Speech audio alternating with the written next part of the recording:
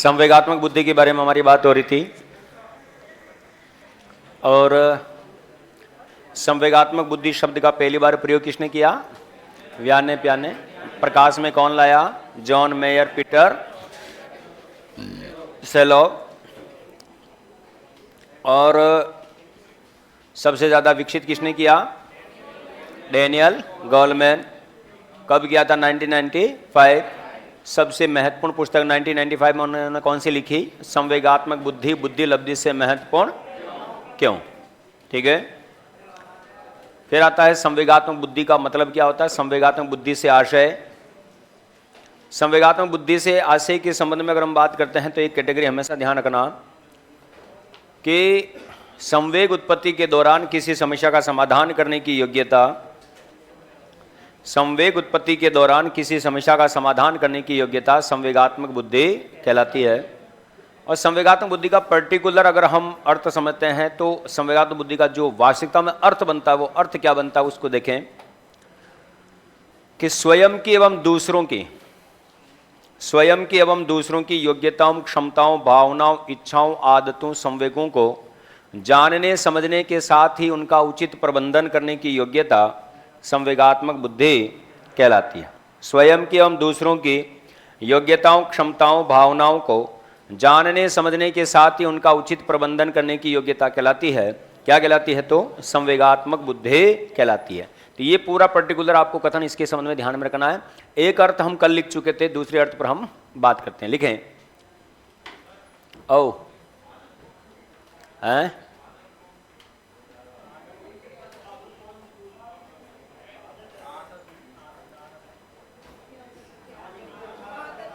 आदत जो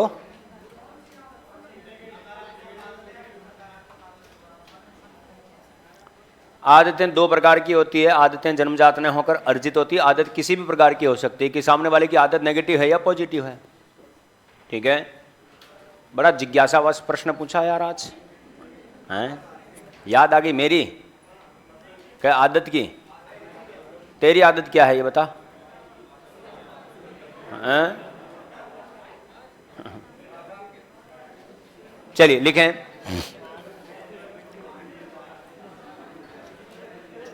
स्वयं की एवं दूसरों की योग्यताओं, क्षमताओं। लिखें आगे। हाँ, कल वाले अर्थ के आगे दूसरा अर्थ हम लिख रहे हैं। स्वयं एवं दूसरों की योग्यताओं, क्षमताओं,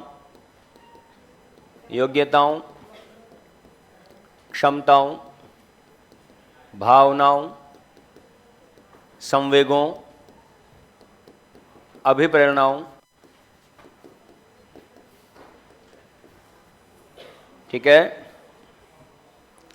स्वयं की एवं दूसरों की योग्यताओं, क्षमताओं, भावनाओं, अभिप्रेरणाओं को जानने समझने के साथ ही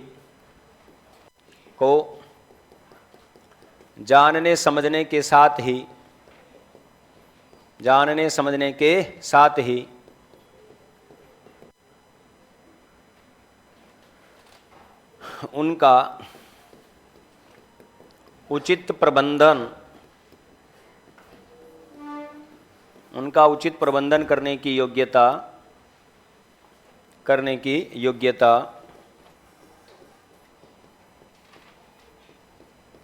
संवेगात्मक बुद्धि कहलाती है। ठीक है। स्वयं दूसरों की योग्यताओं, क्षमताओं, भावनाओं, संवेगों, अभिप्रेरणाओं को जानने समझने के साथ ही उनका उचित प्रबंधन करने की योग्यता संवेगात्मक बुद्धि कहलाती है। साफ साफ शब्दों में इंटरपर्सनल और इंट्रापर्सनल इंटेलिजेंसी को जान लिया, इसका मतलब संवेगात्मक बुद्धि की ही बात हो रही है। आप स्वयं को जानो और दूसरों को जानो। स्वयं के इमोशंस को समझो, दूसरों के इमोशंस को समझो, दूसरों की योग्यताओं, क्षमताओं, भावनाओं को समझो, स्वयं की योग्यताओं, क्षमताओं, भावनाओं को समझो और उचित प्रबंधन मतलब तालमेल बिठाते हुए समस्या का समाधान जैसे किया जाएगा तो वही आपकी क्या कहलाएगी? संवेगात्मक बुद्धि कहलाती है। याद रहे साथियों, संवेगात्मक बुद्धि को IQ के द्वारा न लिखकर EQ द्वारा लिखा जाता है। किसके द्वारा लिखा जाता है?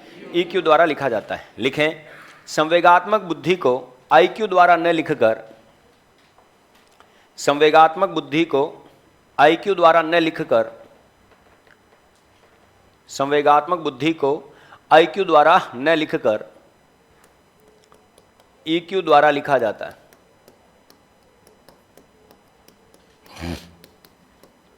लिखा जाता है, जिसका सूत्र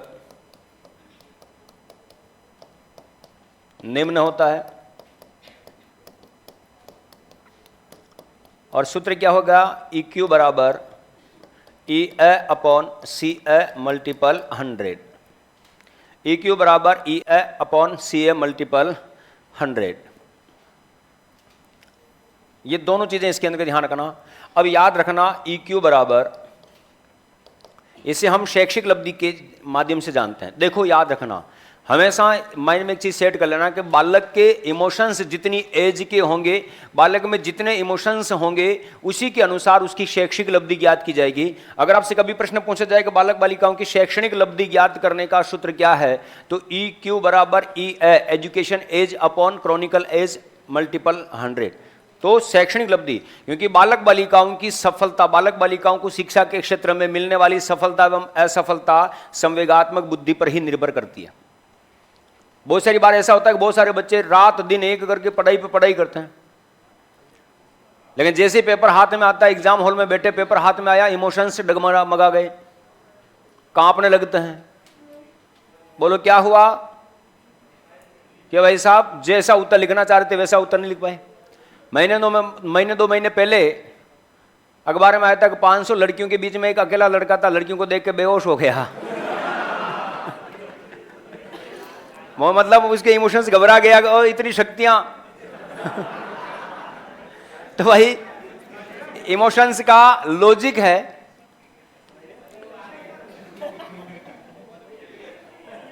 मुझे ऐसा लगता है कि कहीं उड़ता तीर लेने की आदत सी हो गई है। तो लॉजिक है, जब भी देखो हम परीक्षा 10वीं का जब पेपर देने के लिए जाते हैं, सबसे ज्यादा घबराहट होती नहीं होती है? तो वो घबराहट, अगर कोई बच्चा ज्यादा घबरा जाता है तो किसी को पसीना आ रहा है, कोई उल्टियां कर रहा है, किसी को पेपर देकर चक्कर आ रहा है। अब ये चक्कर आने का मतलब संवेगात्मक बुद्धि काम करना बंद कर चुकी है। और जैसे ही संवेगात्मक बुद्धि काम करना बंद कर देगी, महादेव की सौगंध, आप जैसा लिखना चाह रहे हो वैसा नहीं लिख पाओगे। तो ये याद रखना। तो याद रखना नॉट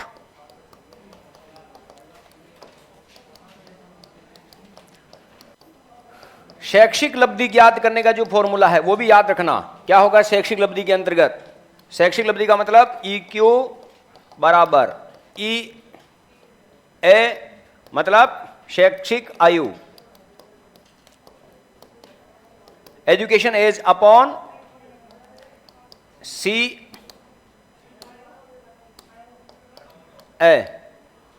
वास्तविक आयु।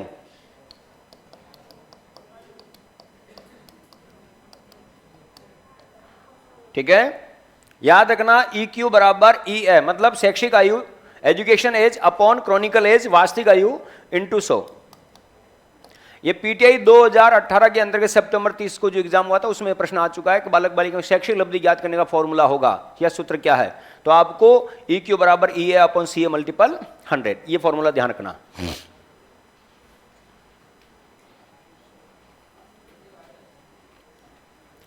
अब आपसे कभी भी प्रश्न पूछा जाए संवेगात्मक बुद्धि का कौन से विकास से संबंध होता है, तो सामाजिक विकास से। संवेगात्मक बुद्धि का जो संबंध होता है कौन से विकास से होता है बेटा? सामाजिक विकास। लेकिन संवेगात्मक बुद्धि का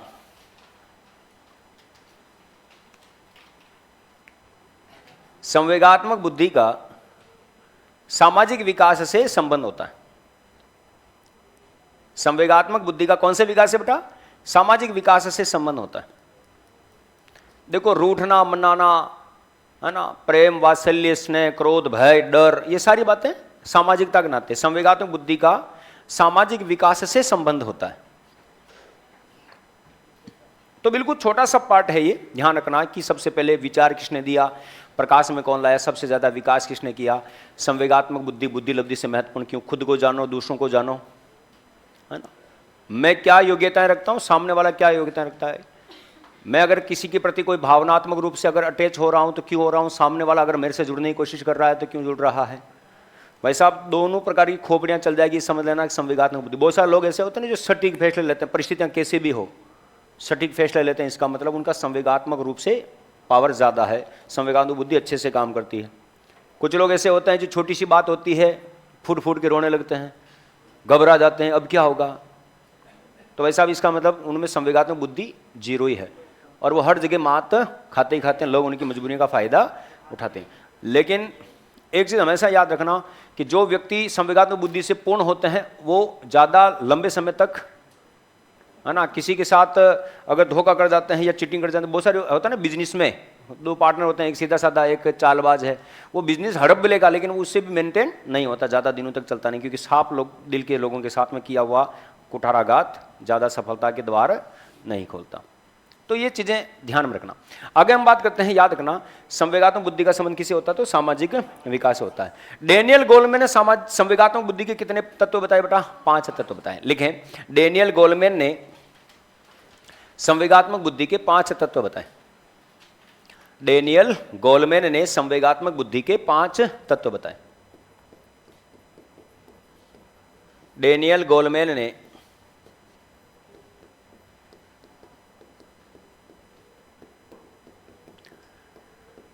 संवेगात्मक बुद्धि के 5 तत्व बताए। ठीक है, डेनियल गोलमैन ने संवेगात्मक बुद्धि के कितने तत्व बताए, तो 5 तत्व बताए। अब वो 5 तत्वों में देखो, स्वयं के संवेगों को जानना, दूसरों के संवेगों को जानना,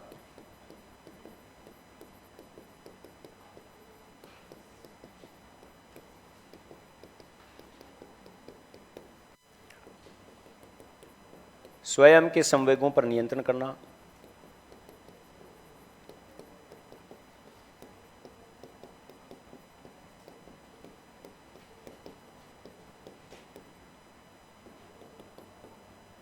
स्वयं को अभिप्रेरित करना,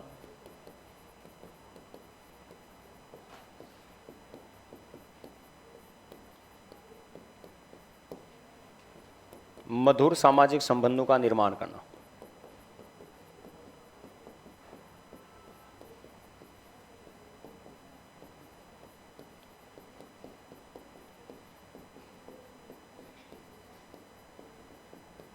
कितने फैक्ट है बेटा, 5।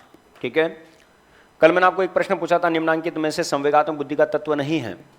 कितने तत्व नहीं, कौन सा तत्व नहीं है, तो उद्यमी सामर्थ्यता। कोई व्यक्ति बिजनेस करने में कितनी स्किल्स रखता है इसका पता संवेगात्मक बुद्धि के माध्यम से पता नहीं चलता। ठीक है, तो खुद के संवेगों को जानने में सहायक होता है, दूसरों को जानने में सहायक होता है, स्वयं के इमोशंस पर कंट्रोल करने में संवेगात्मक बुद्धि इसका तत्व है। संवेगात्मक बुद्धि के माध्यम से हम अपने आप को कार्य करने के लिए भी अप्रिशिएट कर सकते हैं, और सामाजिक संबंधों का संचालन करना। सामाजिक संबंधों का संचालन का मतलब, अगर मैं आपको जान लेते हैं, आप मुझे जान लेते हैं, तो दोनों के विचार अगर मिलते हैं तो भाई हमारी दोस्ती आगे तक जा सकती है, तो एक सामाजिक संबंधों का निर्माण हुआ। ठीक है सर, एक बार वो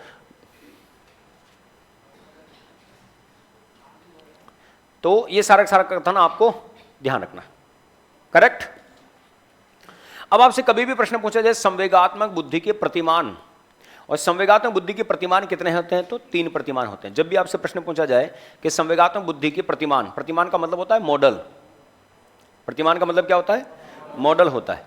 किसी भी क्रिया को व्यवस्थित एवं नियंत्रित करने की प्रक्रिया प्रतिमान कहलाती है। किसी भी प्रक्रिया को व्यवस्थित एवं नियंत्रित करने की प्रक्रिया क्या कहलाती है, प्रतिमान कहलाती है, मॉडल कहलाती है। ठीक है, जिसके माध्यम से हम वास्तविकता का पता लगाते हैं। संवेगात्मक बुद्धि के प्रतिमान हैं 3, योग्यता प्रतिमान, गुण प्रतिमान और मिश्रित प्रतिमान। योग्यता प्रतिमान के जनक जो हैं डेनियल गोलमैन और जॉन मेयर और पीटर सेलोव हैं, जिसमें दूसरों की योग्यताओं का निर्धारण किया जाता है। गुण प्रतिमान के जनक केवी पीटर्ड हैं, जिसमें स्वयं की योग्यता का निर्धारण किया जाता है। तीसरा था मिश्रित प्रतिमान, जिसमें दूसरों की और स्वयं की योग्यताओं का निर्धारण किया जाता है, जिसके जनक डेनियल गोलमैन। लिखें, संवेगात्मक बुद्धि के प्रतिमान।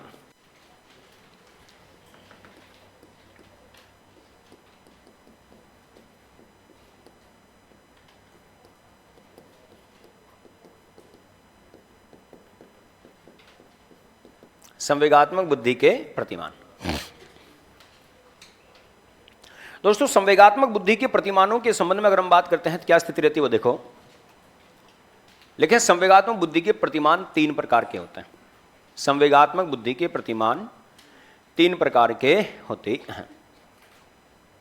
संवेगात्मक बुद्धि के प्रतिमान कितने प्रकार के होते हैं? तो 3 प्रकार के होते हैं। नंबर 1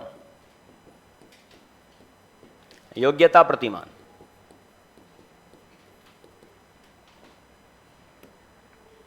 नंबर 1 कौन सा था? योग्यता प्रतिमान। जनक कौन? जॉन मेयर और पीटर सेलोव।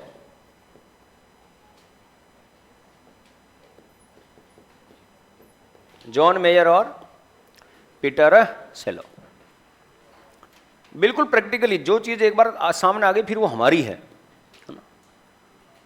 कि इसमें दूसरों की योग्यताओं, क्षमताओं, भावनाओं को जानने समझने के साथ ही उनका उचित प्रबंधन करने का कार्य किया जाता है। मतलब बैलेंस किया जाता है कि सामने वाला कैसा है।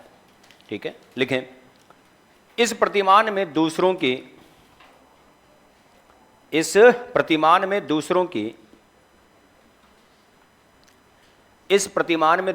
योग्यताओं, क्षमताओं, भावनाओं को इस प्रतिमान में दूसरों की योग्यताओं, क्षमताओं, भावनाओं को इस प्रतिमान में दूसरों की योग्यताओं, क्षमताओं, भावनाओं को जानने समझने के साथ ही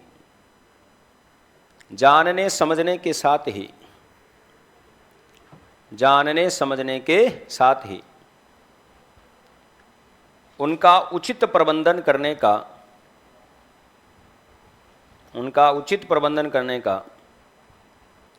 कार्य किया जाता है। उनका उचित प्रबंधन करने का कार्य किया जाता है। इस प्रतिमान में दूसरों की योग्यताओं, क्षमताओं, भावनाओं को जानने समझने के साथ ही उनका उचित प्रबंधन करने का कार्य किया जाता है। परफेक्ट, ये याद रखना। दूसरा कौन सा आ जाता है बेटा? गुण प्रतिमान। कौन सा प्रतिमान? गुण प्रतिमान। दोस्तों गुण प्रतिमान के जो जनक हैं केवी पीटर्ड हैं। कौन है? केवी पीटर्ड हैं। अब दोस्तों इसमें क्या होता है,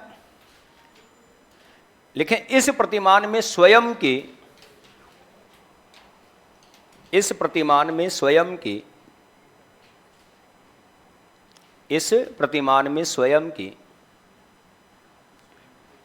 योग्यताओं, क्षमताओं, भावनाओं को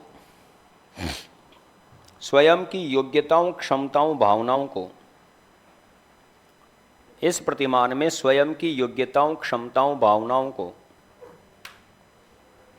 जानने समझने के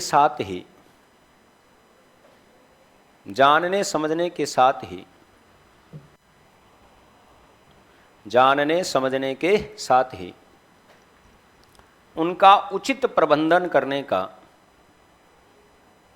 उनका उचित प्रबंधन करने का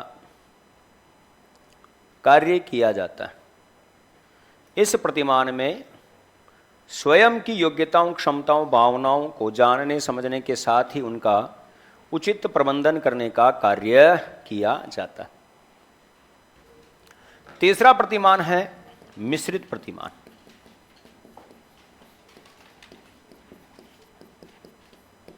मिश्रित प्रतिमान। कौन सा प्रतिमान बेटा? मिश्रित प्रतिमान। मिश्रित प्रतिमान के जो जनक हैं वो हैं डेनियल गोलमैन। क्या है बेटा? Daniel Goleman.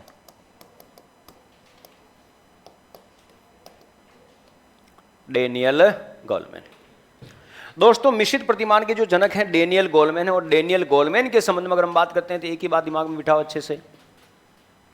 तो इस प्रतिमान में दूसरों की एवं स्वयं की योग्यताओं, क्षमताओं, भावनाओं को जानने समझने के साथ ही उनका उचित प्रबंधन करने का कार्य किया जाता है।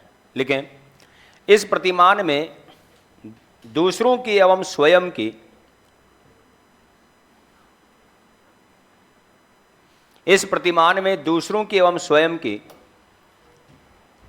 दूसरों की एवं स्वयं की योग्यताओं, क्षमताओं, भावनाओं को, योग्यताओं, क्षमताओं, योग्यताओं, क्षमताओं, भावनाओं को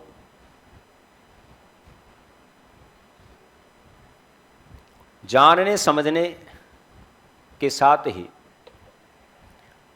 जानने समझने के साथ ही, जानने समझने के साथ ही उनका उचित प्रबंधन करने का कार्य किया जाता है। उनका उचित प्रबंधन करने का कार्य किया जाता है।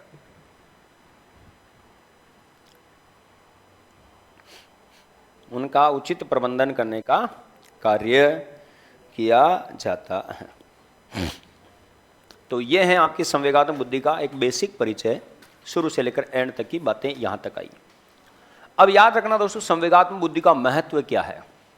स्वयं को जानने में सहायक, दूसरों को जानने में सहायक, मधुर सामाजिक संबंधों का निर्माण करने में सहायक, विद्यार्थी को मिलने वाली सफलता असफलता संवेगात्मक बुद्धि पर निर्भर करती है। लिखें, संवेगात्मक बुद्धि का महत्व या उपयोगिता। संवेगात्मक बुद्धि का महत्व या उपयोगिता। संवेगात्मक बुद्धि का महत्व या उपयोगिता।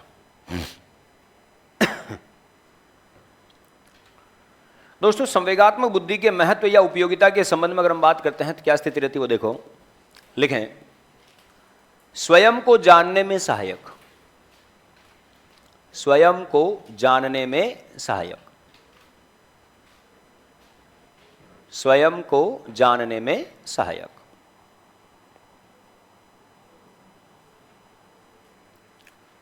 दूसरों को जानने में सहायक, दूसरों को जानने में सहायक,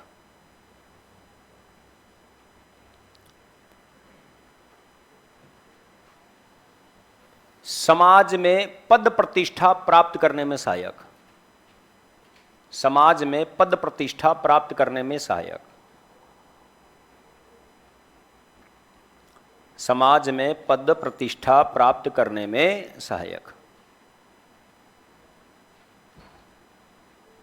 समाज में पद प्रतिष्ठा प्राप्त करने में सहायक, विद्यार्थी को मिलने वाली सफलता एवं असफलता, विद्यार्थी को मिलने वाली सफलता एवं असफलता, विद्यार्थी को मिलने वाली सफलता एवं असफलता संवेगात्मक बुद्धि पर निर्भर करती है। विद्यार्थी को मिलने वाली सफलता एवं असफलता संवेगात्मक बुद्धि पर निर्भर करती है। किसके ऊपर बेटा? संवेगात्मक बुद्धि पर निर्भर करती है। फिर याद रखना,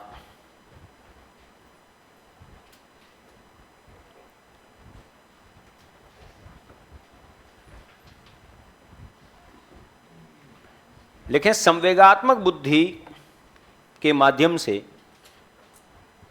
ही सभी प्रकार की समस्याओं का समाधान संभव होता है। संवेगात्मक बुद्धि के माध्यम से ही, संवेगात्मक बुद्धि के माध्यम से ही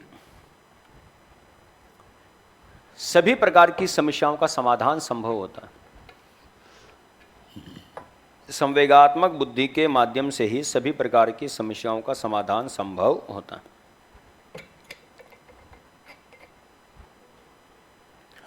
तो ये संवेगात्मक बुद्धि का प्रमुख क्या है बेटा? महत्व या इसकी उपयोगिता है।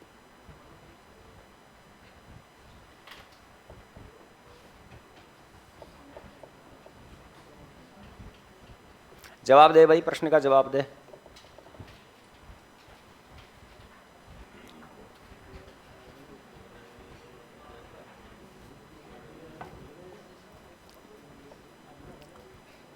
कुछ भी नहीं है, हैं? चलिए, हैं? लिख रखा है कि गुरुदेव आज आपको कोई परेशानी है क्या, आज आप सही नहीं लग रहे हो। मैं तो सही हूं, नहीं हूं तो क्या मेरे के सींगड़े निकल गए हैं? कुछ तो गड़बड़ है। अच्छा चलिए साहब, अभी अच्छा मूड कर लेते हैं। आपको अगर ऐसा लग रहा है तो ऐसा कुछ नहीं है। जिंदगी में परिस्थितियां चाहे कैसी भी रही हो, महादेव की सौगन,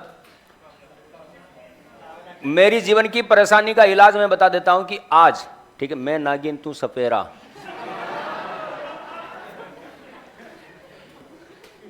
गुजरा मैं सब जानता हूं, ठीक है। तो देखो एक चीज याद रखना, मेरे जीवन की किसी भी प्रकार की चाहे बड़ी से बड़ी समस्याएं हुई हो चाहे छोटी छोटी समस्याएं, जीवन में अगर किसी समस्या से मैंने निजात पाया है तो 2 मिनट के अंदर, ठीक है। नुकसान कितना ही बड़ा हुआ हो, चाहे खुशी कितनी प्रकार की हो, एक गहरी सांस लेकर जो होगा जो अच्छा हुआ, जो होगा जो अच्छा होगा, जो हुआ जो अच्छा हुआ, इससे और ज्यादा अच्छा करके दिखाऊंगा। मेरी सफलता का राज यही है, मैं हकीकत कह रहा हूं। देखो दुश्मन आपके नहीं ऐसा तुम नहीं कह सकते, जलने वाले तुम्हारे नहीं है ऐसा तुम नहीं कह सकते। इस जहां में आपका किसी से कोई लेना देना ही नहीं है। आपको शायद कोई व्यक्ति जानता भी नहीं होगा, आपके बारे में कभी भी कोई अच्छी बात सुनेगा ना, यूं ही होगा वो तो, अरे भाई पहले वास्तविकता को तो जान ले। तो ये चीजें मेरे लिए जीवन में कोई मायने नहीं रखती। टेंशन है फैंसन है, 18 साल की उम्र में अगर मैं टेंशन लेने लग जाऊं तो भाई जीवन में फिर आगे बहुत सारी चीजें करनी है कि नहीं? हाँ जी बिल्कुल परफेक्ट बात है। चलिए साहब, आगे वाला बिंदु कौन सा आपका? व्यक्तित्व है। कौन सा? व्यक्तित्व।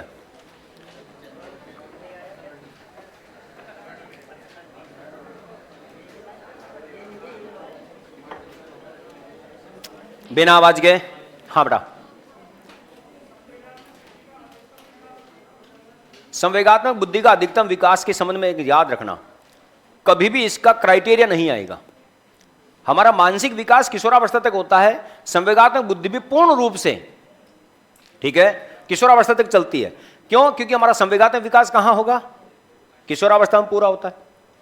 कहां तक होता है? किशोरावस्था में पूरा हो जाता है। अलग अलग मनोवैज्ञानिकों ने, जैसे ब्रिजेज ने कहा कि 2 वर्ष के बालक बालिका में 10 संवेग आ जाते हैं। विलियम मैकडूगल ने कहा था किशोरावस्था तक सारे संवेगों का पूर्ण विकास हो जाता है।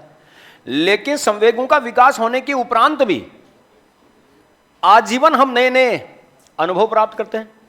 बोलो, संवेगात्मक बुद्धि भावात्मक रूप से भी प्रभावित होती है, तो आजीवन चलेगी। किसी भी समस्या का इसका कोई लिमिटेशन ऐसा नहीं कि जैसे बुद्धि के दो गतियां होती है ना, मानसिक लंबवत गति और क्षैतिज गति, इसकी गति नहीं है। यह दैनिक जीवन की किसी भी प्रकार की कोई सी भी समस्या का समाधान करने वाली एक ऐसी योग्यता है जिसके माध्यम से हम 90% समस्या का समाधान इसी के माध्यम से करते हैं, 10% समस्या का समाधान हम बुद्धि के माध्यम से करते हैं। अगर आपसे कभी भी प्रश्न पूछा जाए आईक्यू और ईक्यू, अब हमारा आईक्यू लेवल कभी भी स्थिर होता है क्या? नहीं होता। तो ईक्यू लेवल भी हमारा कभी स्थिर नहीं हो सकता। कभी भी हम ये नहीं कह सकते मेरा आईक्यू पूरा हो गया है, कभी हम ये नहीं कह सकते मेरा ईक्यू पूरा हो गया है। तो ये इसका कोई लिमिटेशन नहीं आएगा। आगे हम बात करते हैं व्यक्तित्व। कौन सा बिंदु बेटा? व्यक्तित्व। अब व्यक्तित्व के संबंध में अगर हम बात करते हैं तो फंडा बिल्कुल साफ साफ है। आपसे कभी भी प्रश्न पूछा जाए कि व्यक्तित्व का संबंध होता है किससे होता है? समायोजन से। जब भी एक फैक्ट प्रश्न है ये, और व्यक्तित्व शब्द का सर्वप्रथम प्रयोग अगर किसी के द्वारा किया गया है तो वो बंदा है एडलर। व्यक्तित्व शब्द का पहली बार प्रयोग किसके द्वारा किया गया? एडलर के द्वारा।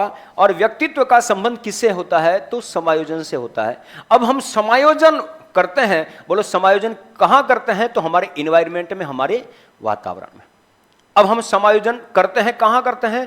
वातावरण में करते हैं। लेकिन समायोजन जो करते हैं किसके माध्यम से करते हैं? तो 2 गुणों के माध्यम से करते हैं, शारीरिक गुण और मानसिक गुण। क्योंकि व्यक्तित्व में कितने पावर होते हैं, कितने गुण होते हैं बेटा? 2 गुण होते हैं। हम अगर कहीं पर भी एडजस्टमेंट कर रहे हैं तो एडजस्टमेंट करने के लिए आपके पास में 2 ही चीजें होती है, मेंटली और फिजिकली। दोनों के माध्यम से आपकी पर्सनालिटी बनती है। बहुत सारी बार किसी को देखकर हम कहते नहीं बढ़िया लग रहे हो, इसका मतलब फिजिकली अट्रैक्ट हैं हम। और क्या दिमाग पाया है भाई? बोलो, मानसिक रूप से हम अट्रैक्ट हैं। शकल अच्छी और अक्ल अच्छी हो तो व्यक्ति की पर्सनालिटी बेस्ट है, ये हकीकत है। तो देखो व्यक्तित्व में कितने गुण शामिल होते हैं बेटा? 2। पहला गुण कौन सा है? शारीरिक। दूसरा कौन सा है? मानसिक। अगर शारीरिक और मानसिक गुण दोनों पावरफुल होते हैं तो वातावरण में हम समायोजन कर लेते हैं, लोग हमसे क्या होते हैं? प्रभावित होते हैं। समायोजन करने का मतलब प्रभावित करना। अब हम लोगों को कितने गुणों से प्रभावित कर रहे हैं? 2, शारीरिक और मानसिक। शक्ल बड़ी बहुत ही प्यारी है तो हम उसको देखकर क्या कहते हैं? अगर तुम मिल जाओ।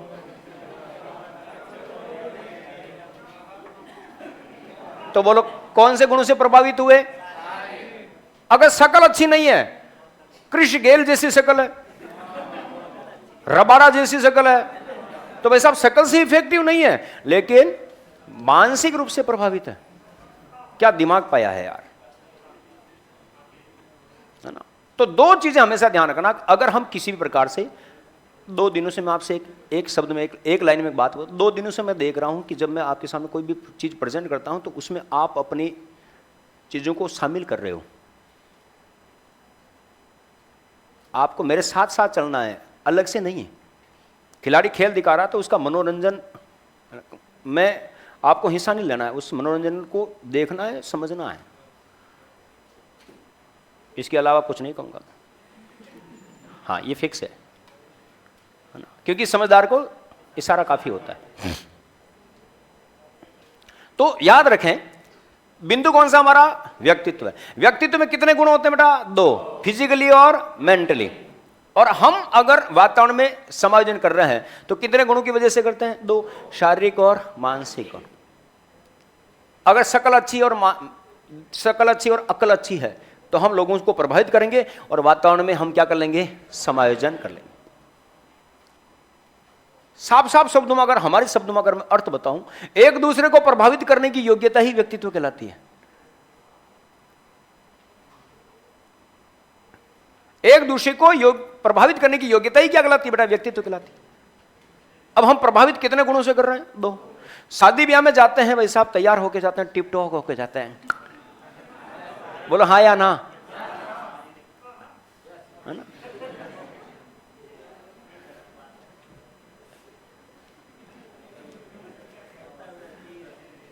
उड़ता तीर मत ले यार, कहीं न कहीं मेरी भी लिमिट आ जाएगी, है ना? क्या नाम है जीजी? माया। शादी में आप जाती हैं तो तैयार होके जाती हैं कि ऐसे ही जाती हैं? क्यों? क्यों? अब किसको प्रभावित करना है? जिसको प्रभावित करना था तो कर लिया ना।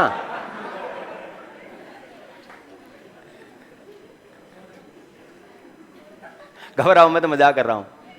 अरे शादी में अगर हम जाते हैं, तैयार होके जाते हैं तो समाज के लोग आते हैं, दोस्त आते हैं, सहेलियां आती है, बोलो हम उनसे अच्छा दिखना चाहते हैं, मतलब उनको हम प्रभावित करना चाहते हैं। बोलो हाँ या ना।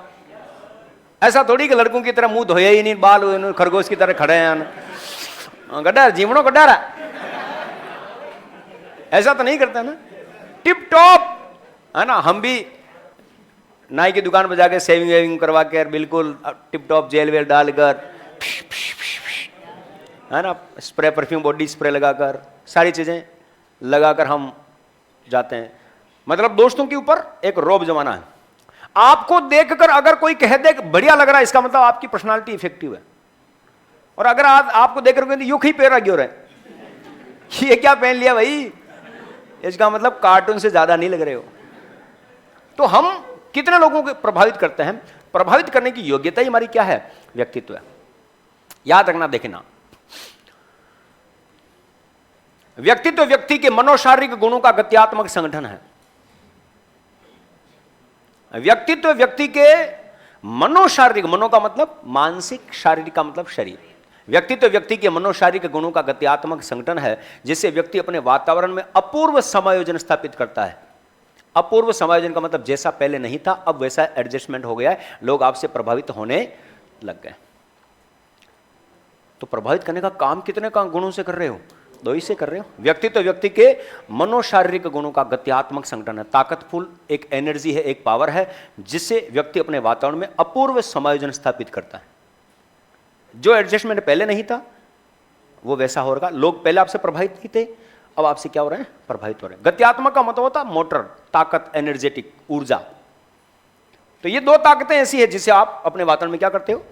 एडजस्टमेंट करते हो। बिल्कुल प्रैक्टिकली बात। हर व्यक्ति के अंदर, आप सभी जितने भी मेरे साथी यहां पर बैठे हुए, आप सभी में एक गुण ऐसा है जिसकी वजह से लोग आपको पसंद करते हैं, आपको मानते हैं, आपकी इज्जत करते हैं। हर व्यक्ति में कोई न कोई एक गुण ऐसा होता है। किसी की शकल अच्छी नहीं लेकिन अक्ल अच्छी है, किसी की शकल अक्ल अच्छी नहीं लेकिन बात करने का सलीका बहुत अच्छा है। जैसे कमेंट आ रहा ना, किसी के पास में अगर कुछ भी नहीं है लेकिन पैसा पापा का बहुत है। ये भाई ने लिख रखा है कि है ना, शारीरिक और मानसिक गुणों से बड़ा होता है पैसा। कहीं न कहीं सही बात है। वर्तमान समय में आपकी शकल अकल नहीं चाहिए, पैसा बोलता है बाबा, पैसा बोलता है। इसका मतलब ये भी आपकी पर्सनालिटी का एक फैक्टर है। तो ये याद रखना कि एक दूसरे को प्रभावित करने की योग्यता क्या कहलाती है? व्यक्तित्व कहलाती है। या व्यक्तित्व व्यक्ति के मनोशारीरिक गुणों का गत्यात्मक संगठन है जिससे व्यक्ति अपने वातावरण में अपूर्व समायोजन स्थापित करता है। ये अर्थ जो बोल रहा हूं, ये अर्थ ऑलपोर्ट की परिभाषा है। किसकी है बेटा? ऑलपोर्ट की परिभाषा है। प्रश्न कैसे पूछे जाएंगे कि व्यक्तित्व शब्द का पहली बार प्रयोग किसने किया? व्यक्तित्व का संबंध किससे होता है?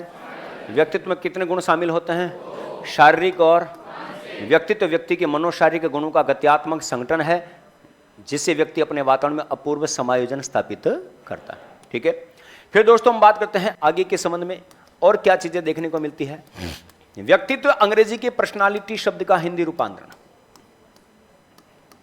व्यक्तित्व अंग्रेजी के पर्सनालिटी शब्द का हिंदी रूपांतरण है जिसकी उत्पत्ति लैटिन भाषा का एक शब्द आता है पर्सोना। क्या आता बेटा? पर्सोना। व्यक्तित्व अंग्रेजी के पर्सनालिटी शब्द का हिंदी रूपांतरण है जिसकी उत्पत्ति लैटिन भाषा के पर्सोना शब्द से मानी जाती है जिसका शाब्दिक अर्थ होता है नकली चेहरा। ठीक है, नकली चेहरा या मुखौटा। आप जितने भी मेरे सामने साथी बैठे हुए हैं ना, आपका एक चेहरा मेरे सामने है लेकिन हजार चेहरे आपके इस चेहरे के पीछे छुपे हुए हैं। आपकी असलियत, आपका असली चेहरा कभी किसी के सामने नहीं आ सकता। क्यों? जैसे इस कक्षा में आओगे मेरे साथ आपका व्यक्तित्व अलग होगा, मैं जैसे जाऊंगा दूसरे गुरुजी आएंगे उनके साथ आपका व्यक्तित्व अलग होगा, छोटे बच्चों के साथ व्यक्तित्व अलग होता है, परिवार के लोगों के साथ आपका व्यक्तित्व अलग होता है, पड़ोसियों के साथ व्यक्तित्व अलग होता है। मतलब हर समय, हर घड़ी, हर व्यक्ति के साथ आपका क्या बदलेगा? व्यक्तित्व बदलेगा। व्यक्तित्व कभी भी स्थिर नहीं हो सकता। बोलो, व्यवहार करने का तरीका बदलेगा कि नहीं बदलेगा? इसका मतलब ये याद रखना कि नकली चेहरा बनाकर घूमते हैं। मैं जैसे आपके सामने आया आपका चेहरा बदल जाएगा और जैसे मैं गया फिर आपका चेहरा बदल जाएगा। साफ साफ शब्द में कहूं तो याद रखना कि गेरू से क्या गिला करें। ओ भैये सुन ले, मैं कुछ कह रहा हूं। क्या गेरू से क्या गिला करें जब अपने बदल गए? अरे शीशा वही था मगर चेहरे बदल गए। तो मतलब हर समय, हर घड़ी जो आपका चेहरा बदल रहा है, इसका मतलब आपका क्या बदल रहा है? व्यक्तित्व बदल रहा है। ठीक है भाई, सीधी सीधी सी बात है कि व्यक्तित्व अंग्रेजी की पर्सनालिटी शब्द का हिंदी रूपांतरण है जिसकी उत्पत्ति लैटिन भाषा के पर्सोना शब्द से हुई है जिसका शाब्दिक अर्थ होता है नकली चेहरा या मुखौटा। चेहरा क्या देखते हो? दिल में उतर के देखो ना, तो दिल में तो भाटे भरे हुए हैं। हम किसी के सामने लटक झटक कर बात करते हैं। कोई, आप बहुत सारे लोगों को ऐसे देखोगे जो आपके मिलने पर नमस्कार भाई साहब, नमस्कार, ऐसे धुरतों से 100 कदम दूर रहना। जो लटक झटक कर नमस्कार करते हैं, महादेव की सौगंध, वो जिंदगी में कभी किसी के सगे नहीं हो सकते। वो आपको अहित ही करेंगे, आपको नुकसान पहुंचाएंगे। इसका मतलब नुकसान पहुंचाएंगे। जो व्यक्ति आपसे कड़वा बोलता है ना, वो आपका कभी नुकसान नहीं करेगा, लेकिन जो मीठा बोलता है, नमस्कार नमस्कार, भाई साहब करता है ना, ऐसे भाई साहब से दूर से ही राम राम। ये हकीकत है। तो याद रखना कि ये व्यक्तित्व के सामान्य परिचय की बातें आपको हमेशा ध्यान रखना। व्यक्तित्व का संबंध किससे होता है बेटा? समायोजन से। पहली बार प्रयोग किसने किया? कौन सी भाषा से बना? ये कौन सा शब्द है? मतलब क्या होगा? कितने गुण होते हैं? एक दूसरे को प्रभावित करने की योग्यता ही क्या कहलाती है? ठीक है, एक दूसरे को प्रभावित करने की योग्यता क्या कहलाती है? व्यक्तित्व कहलाती है। व्यक्तित्व का मतलब आपका व्यक्तित्व अच्छा है या बुरा है, आप अच्छे हो या बुरे हो, आपसे कितने लोग जुड़ते हैं, वही आपका व्यक्तित्व है। व्यक्तित्व अच्छा है तो लोग आपसे ज्यादा से ज्यादा जुड़ेंगे। जैसे कोई अभिनेता है तो उसकी पर्सनालिटी के पीछे भागते हैं हम, मतलब फिजिकली और मेंटली। अब उनकी शक्ल अच्छी नहीं है, अक्ल अच्छी नहीं है, लेकिन उनकी डायलॉग डिलीवरी बहुत बढ़िया है, नवाजुद्दीन सिद्दीकी, डायलॉग डिलीवरी बहुत बढ़िया। मेरे जीवन में एक ही अभिनेता को मैं इज्जत के साथ देखता हूं, हमारे जयपुर के इरफान खान साहब, जो हमारे बीच अब नहीं है। उनकी किसी भी प्रकार की कोई भी मूवी देखो, इज्जत से एक शब्द निकलता है, यार क्या आदमी थे, क्या व्यक्ति थे, क्या पर्सनालिटी, ग्रेट पर्सनालिटी। इसका मतलब इरफान खान साहब दिखने में भली सामान्य दिखते थे, लेकिन उनके बात करने का लहजा, डायलॉग डिलीवरी, एक्टिंग नेचुरल लगती थी। तो चीजें सारी वही तो है। आपके बहुत सारे लोग, कोई व्यक्ति चल रहा है, नॉर्मल चल रहा है। मोदी जी और मनमोहन सिंह जी के बारे में बात करता हूं, ठीक है। मोदी जी चलते हैं बिल्कुल सीना तान कर चलते हैं, और मनमोहन सिंह जी भी चलते थे ना। बोलो चाल चाल पर अलग अलग विचार आते हैं। कोई साधारण लड़का गांव में दौड़ता फिरता है, उसकी बात पर, उसकी चाल पर कोई सीटी नहीं बजाता, लेकिन जब वो दूल्हा बनता है तो हाथ में वो छुरी लेकर ऐसे चलता ना, आगे ऐसा से चलेगा,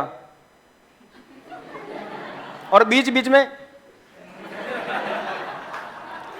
बोलो फूल बरसाते हो नहीं बरसाते हो। वही छोरा जब गलियों में दौड़ रहा था, बोलो उससे कोई प्रभावित हुआ? छोरी इधर उधर झाड़ू पोछा कर रही है, इधर उधर कटका करकी कर रही है, कोई मतलब नहीं। लेकिन 40,000 का लहंगा पहन के जब मटक मटक के चलती ना से,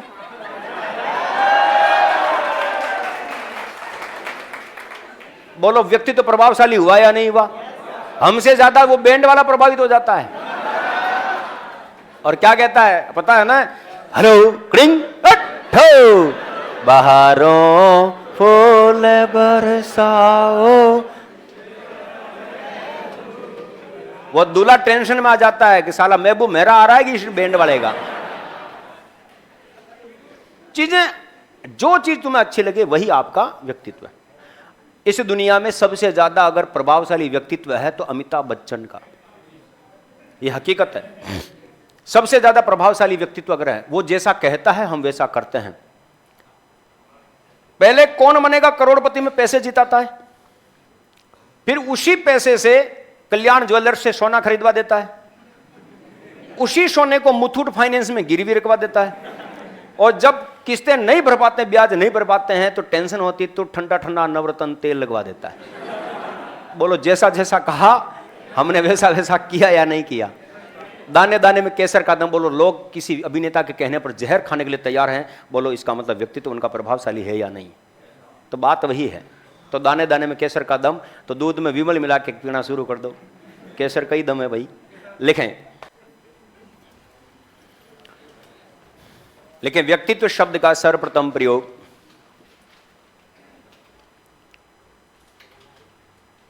व्यक्तित्व शब्द का सर्वप्रथम प्रयोग एडलर द्वारा किया गया। व्यक्तित्व शब्द का सर्वप्रथम प्रयोग एडलर द्वारा किया गया। व्यक्तित्व शब्द का सर्वप्रथम प्रयोग किसके द्वारा किया गया? एडलर द्वारा किया गया।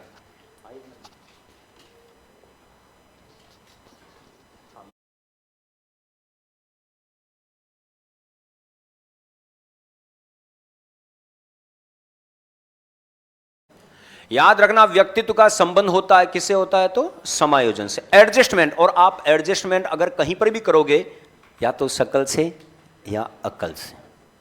लेकिन व्यक्तित्व का संबंध समायोजन से होता है।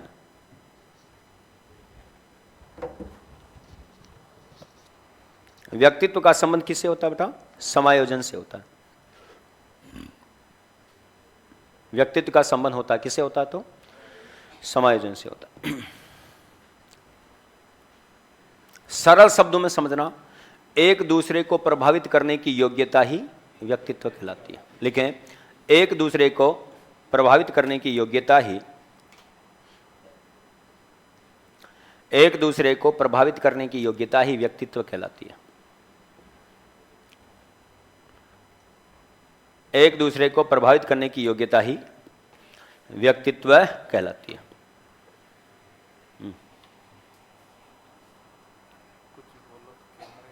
तो सामने तो बोला, तो बस कर। एक दूसरे को प्रभावित करने की योग्यता क्या कहलाती है बेटा? व्यक्तित्व कहलाती है। दूसरा अर्थ जो हमें एक्चुअल कंडीशन में यूज करना है, व्यक्तित्व व्यक्ति के मनोशारीरिक गुणों का गत्यात्मक संगठन है। ढबो ढबो, व्यक्तित्व व्यक्ति के मनोशारीरिक गुणों का गत्यात्मक संगठन है जिससे व्यक्ति अपने वातावरण में अपूर्व समायोजन स्थापित करता है। लेकिन व्यक्तित्व व्यक्ति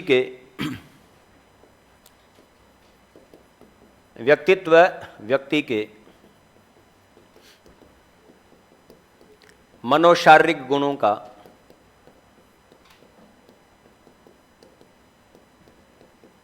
गत्यात्मक संगठन है। व्यक्तित्व व्यक्ति के मनोशारीरिक गुणों का गत्यात्मक संगठन है जिससे व्यक्ति अपने वातावरण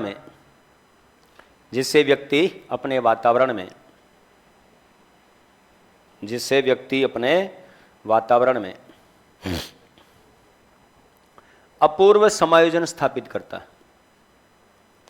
जिससे व्यक्ति अपने वातावरण में अपूर्व समायोजन स्थापित करता है। जिससे व्यक्ति अपने वातावरण में क्या करता बेटा? अपूर्व समायोजन स्थापित करता है। करेक्ट। याद रहे, व्यक्तित्व अंग्रेजी के पर्सनालिटी शब्द का हिंदी रूपांतरण है। व्यक्तित्व अंग्रेजी के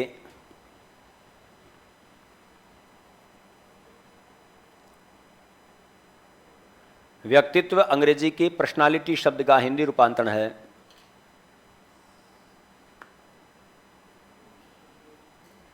व्यक्तित्व अंग्रेजी के पर्सनालिटी शब्द का हिंदी रूपांतरण है जिसकी उत्पत्ति लैटिन भाषा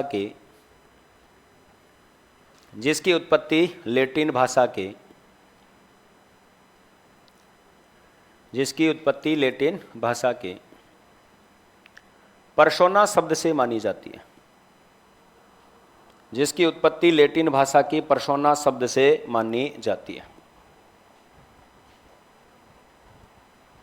जिसकी उत्पत्ति लैटिन भाषा के कौन से शब्द से मानी जाती है बेटा? पर्सोना शब्द से मानी जाती है। जिसका शाब्दिक अर्थ नकली चेहरा या मुखौटा होता है। जिसका शाब्दिक अर्थ नकली चेहरा या मुखौटा होता है।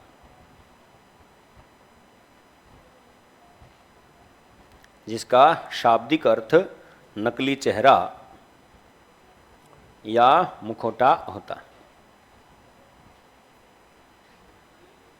जिसका शाब्दिक अर्थ क्या होता है? नकली चेहरा या मुखौटा होता है। मतलब हर व्यक्ति बनावटी चेहरा लेकर घूम रहा है ना। ये सारी बातें इसके अंतर्गत। चलिए साहब, व्यक्तित्व की प्रमुख परिभाषाएं। व्यक्तित्व की प्रमुख परिभाषाएं।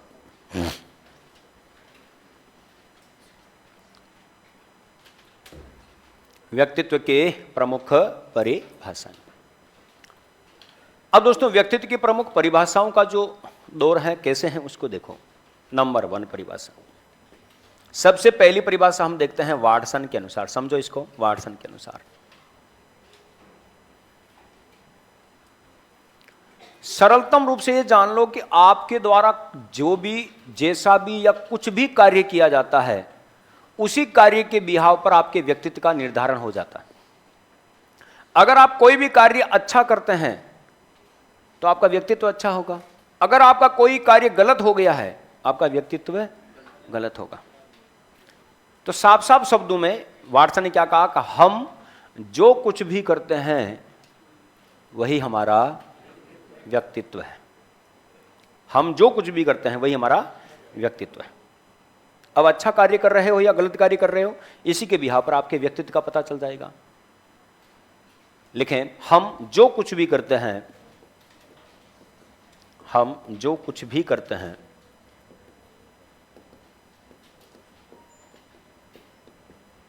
वही हमारा व्यक्तित्व है।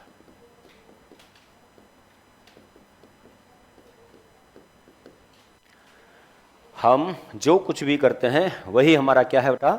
व्यक्तित्व है। बोलो, निम्न परिभाषा का संबंध किससे? वाटसन से। दूसरी परिभाषा वुडवर्थ के अनुसार। किसके अनुसार?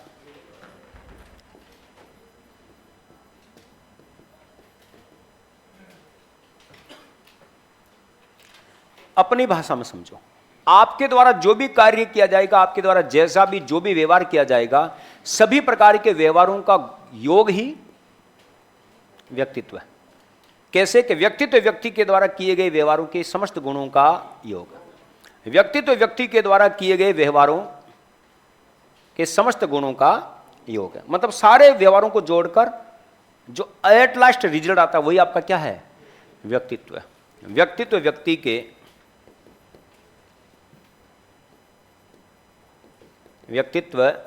के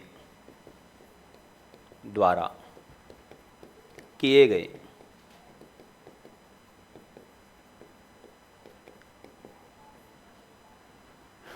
व्यवहारों का या व्यवहारों के समस्त गुणों का योग है। समस्त गुणों का योग। बिल्कुल प्रैक्टिकली बात ध्यान रखना है, व्यक्तित्व व्यक्ति के द्वारा किए गए व्यवहारों के समस्त गुणों का योग है। निम्न परिभाषा का संबंध किसे रखोगे आप? वुडवर्थ से रखोगे। किसे रखोगे बेटा? वुडवर्थ से। नंबर 3, आल्पोर्ट के अनुसार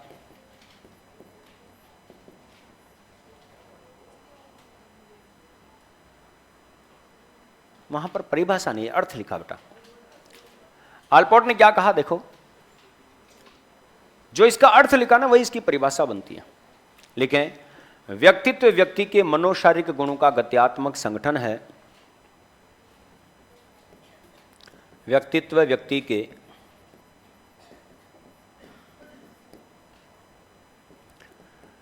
मनोशारीरिक गुणों का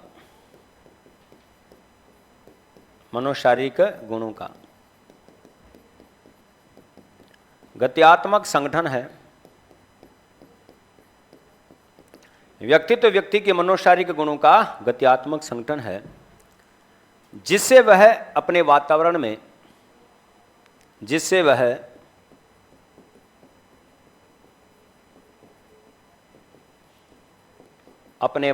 में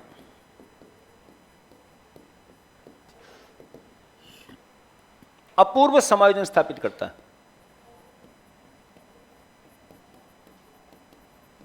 अपूर्व समायोजन स्थापित करता है।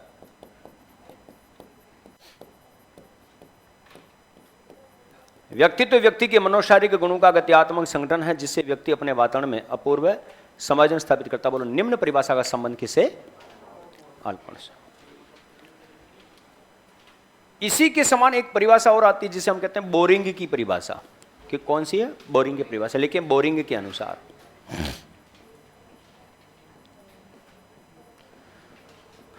किसके अनुसार? बोरिंग के अनुसार। बोरिंग क्या कहता है देखो, व्यक्तित्व व्यक्ति के वातावरण के साथ, मैं आपको पहले ही बता चुका हूं कि समायोजन ही सबसे बेस्ट फैक्ट होगा पर्सनालिटी के लिए, व्यक्तित्व के लिए। कि व्यक्तित्व व्यक्ति के वातावरण के साथ अपूर्व एवं स्थायी समायोजन की प्रक्रिया है।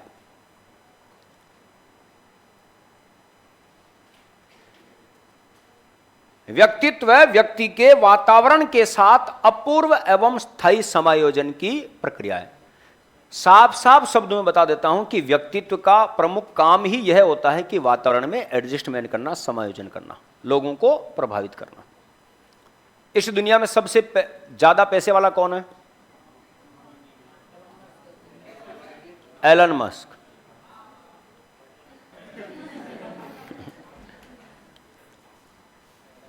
अब यार आप अगर कह रहे हो तो हो सकता है ऐसा कभी चमत्कार हो भी जाए, है ना। और अगर जिस दिन मैं रियल कह रहा हूं कि दुनिया में सबसे ज्यादा पैसे वाला बन गया, तो उस दिन आपकी जो नौकरी है ना, उस नौकरी में 4 चांद लग जाएंगे। एक सैलरी नहीं, 4 सैलरी एक साथ आएगी। सरकारी सेवा तो रहेगी, हटाऊंगा नहीं, है ना। और 4 सैलरी एक साथ दूंगा, चिंता मत करो। लेकिन पहले बनने तो दो,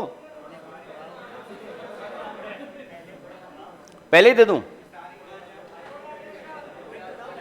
बस हो गया, वेरी गुड, बहुत अच्छा। आपने जो भी सुझाव दिए बहुत अच्छे लगे मुझे, समझ में हालांकि कुछ भी नहीं आया, है ना, लेकिन जो भी बोले अच्छा बोले, क्योंकि आप बहुत अच्छा बोलते हैं, है ना। क्या है? क्या मतलब घूम फिर के वापस वहीं आना, है ना। चलिए लिखें, व्यक्तित्व व्यक्ति के वातावरण के साथ, व्यक्तित्व व्यक्ति के वातावरण के साथ अपूर्व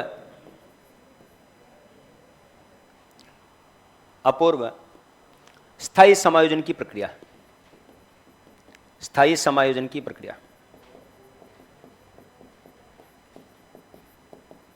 व्यक्तित्व व्यक्ति के वातावरण के साथ अपूर्व एवं स्थायी समायोजन की प्रक्रिया। अपूर्व का मतलब होता है जो पहले नहीं था, ठीक है। अपूर्व का मतलब क्या होता बेटा, है ना, जो पहले नहीं था। जैसा एडजस्टमेंट पहले नहीं था ऐसा एडजस्टमेंट अब हुआ है। पहले हम लोगों को प्रभावित नहीं कर पा रहे थे, अब हम प्रभावित कर रहे हैं। अपूर्व समायोजन जो पहले से नहीं था। आगे लिखे हैं, वैलेंटाइन डे के अनुसार, किसके अनुसार, वैलेंटाइन डे के अनुसार, हाँ, वैलेंटाइन के अनुसार। वैलेंटाइन ने क्या कहा,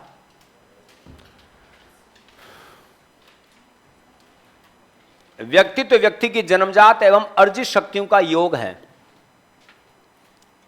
देखो, शकल और अकल, अकल जो है हम जन्मजात लेकर आते हैं और शकल हमारे को वातावरण के माध्यम से मिलती है ना। अब दिमाग में आता है सर शकल तो जन्मजात होती है। अरे भाई साहब, उसका ऊपर वातावरण का प्रभाव सबसे ज्यादा पड़ता है। चाहे कितने हैंडसम सा अच्छा सा लड़का या लड़की क्यों नहीं हो, अगर उनको इन्वायरमेंट अच्छा मिले, आवश्यकता की पूर्ति समय पर नहीं हो, तो भाई साहब ये शकल किसी काम की नहीं है, बदल जाएगी, है ना। बोलो हाँ या ना, चीजें इसी के अनुसार है। तो ध्यान दीजिएगा, वैलेंटाइन डे के अनुसार ध्यान रखना। लेकिन व्यक्तित्व व्यक्ति की जन्मजात एवं अर्जित शक्तियों का योग है। व्यक्तित्व व्यक्ति की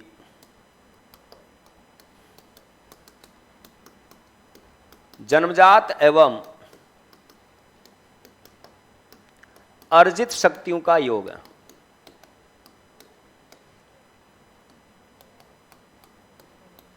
व्यक्तित्व व्यक्ति की जन्मजात एवं अर्जित शक्तियों का योग है। बोलो निम्न परिभाषा का संबंध किससे, तो वैलेंटाइन से। फिर आ जाओ, मार्टिन प्रिंस के अनुसार, इसी के समान परिभाषा है, मार्टिन प्रिंस के अनुसार।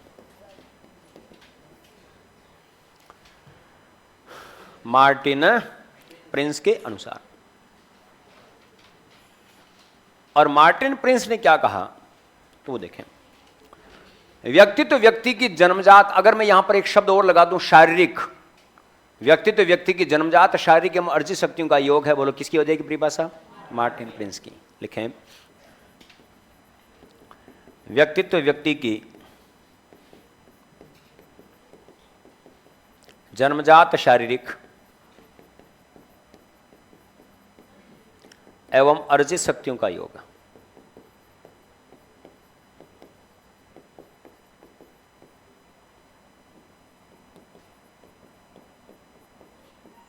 व्यक्तित्व व्यक्ति की जन्मजात शारीरिक एवं अर्जित शक्तियों का योग। बोलो निम्न परिभाषा का संबंध किससे, मार्टिन प्रिंस से।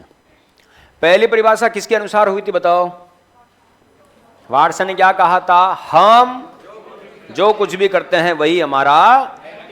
दूसरी परिभाषा किसके अनुसार, वुडवर्थ क्या कहा था कि व्यक्तित्व व्यक्ति के व्यवहार के समस्त गुणों का योग है, या यूं कह सकते हैं व्यक्तित्व व्यक्ति के द्वारा किए गए समस्त व्यवहारों के समस्त गुणों का योग है। नेक्स्ट परिभाषा किसकी है बेटा, व्यक्तित्व व्यक्ति के मनोशारीरिक गुणों का गत्यात्मक संगठन है। व्यक्तित्व व्यक्ति के द्वारा किए गए, ध्यान रखना कि व्यक्तित्व व्यक्ति के मनोशारीरिक गुणों का गत्यात्मक संगठन है, जिससे व्यक्ति अपने वातावरण में अपूर्व समायोजन स्थापित करता है। नेक्स्ट परिभाषा किसके अनुसार, व्यक्तित्व व्यक्ति के वातावरण के साथ अपूर्व एवं स्थायी समायोजन की प्रक्रिया है। वैलेंटाइन डे ने क्या कहा था कि व्यक्तित्व व्यक्ति की जन्मजात एवं अर्जित शक्तियों का योग है, और व्यक्तित्व व्यक्ति की जन्मजात शारीरिक एवं अर्जित शक्तियों का योग है। तो ये हाँ मार्टिन प्रिंस के अनुसार। सीधा सीधा सा कथन ध्यान रखना कि व्यक्तित्व शब्द पहली बार किसने दिया था? एडलर ने। व्यक्तित्व का संबंध किससे होता है? समायोजन से। कितने पावर होते हैं? 2, फिजिकली और मेंटली। पहले एक सीरियल आता था, बड़े अच्छे लगते हो, इसका मतलब समझना कि व्यक्तित्व की ही बात हो रही है। अब दोस्तों व्यक्तित्व का डिवाइडेशन आता है, अलग अलग लोगों ने व्यक्तित्व के आधार बताए। मैंने आपको क्या कहा कि व्यक्तित्व का मतलब यह नहीं होता है कि व्यक्ति में केवल शक्ल अच्छी है और अक्ल अच्छी है इसलिए व्यक्तित्व अच्छा है। व्यक्ति के व्यवहार में पाए जाने वाले एक एक गुण के आधार पर व्यक्तित्व का डिवाइडेशन होता है। किसी की चाल अच्छी, किसी की बाल अच्छी, किसी के गाल अच्छे, किसी की आंखें अच्छी। मैं कोई शायरी नहीं बोल रहा हूं, कभी कभी हम उपमा देते ना, है ना, मृगनयनी मतलब हिरनी जैसी, है ना, मोरनी जैसी चाल है तेरी, है ना, झील जैसी आंखें, तेरे को बड़ी गुलाब की पंखुड़ियां याद आ रही है ना, कमर कटी बल खाती अल्फें। इसका मतलब हम एक एक गुण के ऊपर, जो ये जो श्रृंगार रस के कवि होते हैं ना, तो नायक और नायिका की जब वो सुंदरता का बखान करते हैं तो इसका मतलब हर विशेषता के ऊपर वो ध्यान देते हैं, उनकी पर्सनालिटी बताई जाती है।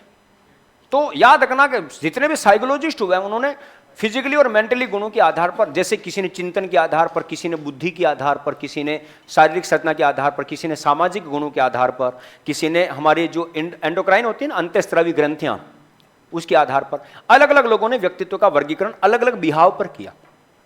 केवल शक्ल देखकर बड़े अच्छे लगते हो, अक्ल कोडी की नहीं, फिर भी मतलब नहीं है। अकल ठूस ठूस के भरी हुई है लेकिन कहीं पर भी, है ना, शक्ल दिखाने लायक नहीं। तो चीजें सारी मेंटेन चाहिए।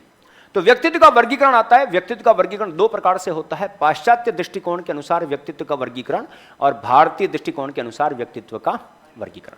तो पहले लिखें पाश्चात्य दृष्टिकोण के अनुसार व्यक्तित्व का वर्गीकरण। पाश्चात्य दृष्टिकोण के अनुसार व्यक्तित्व का वर्गीकरण किसके अनुसार बेटा? पाश्चात्य दृष्टिकोण के अनुसार व्यक्तित्व का वर्गीकरण।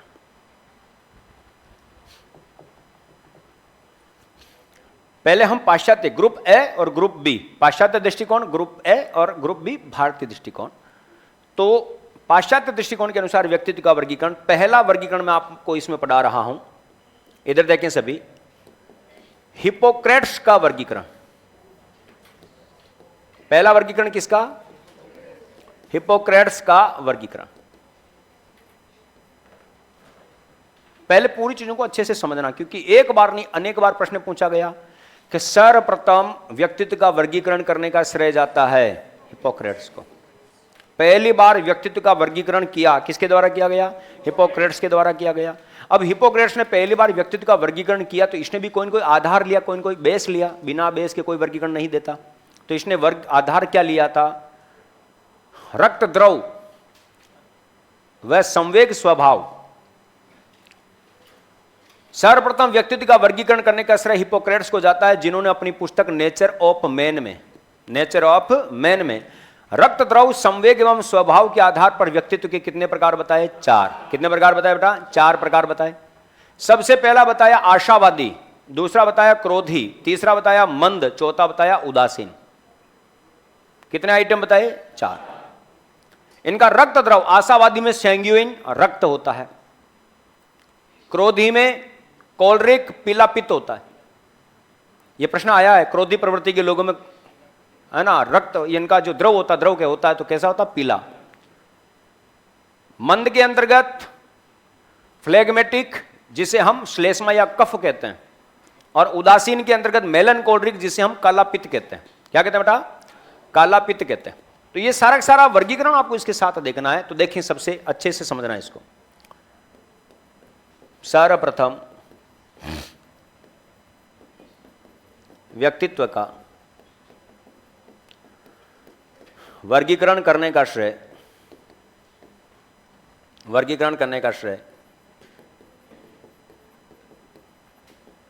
हिपोक्रेट्स को जाता है। किसे जाता है बेटा?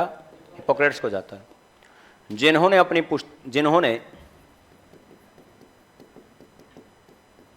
पुस्तक नेचर ऑफ मैन में रक्त द्रव या संवेग स्वभाव के आधार पर, नेचर ऑफ मैन का मतलब क्या होता है? स्वाभाविक होता है। नेचर का मतलब क्या होगा? स्वभाव। संवेग किसको प्रकट करता है? स्वभाव को। और मूल प्रवृत्ति व्यवहार को। ठीक है, तो संवेग रक्त द्रव या संवेग स्वभाव के आधार पर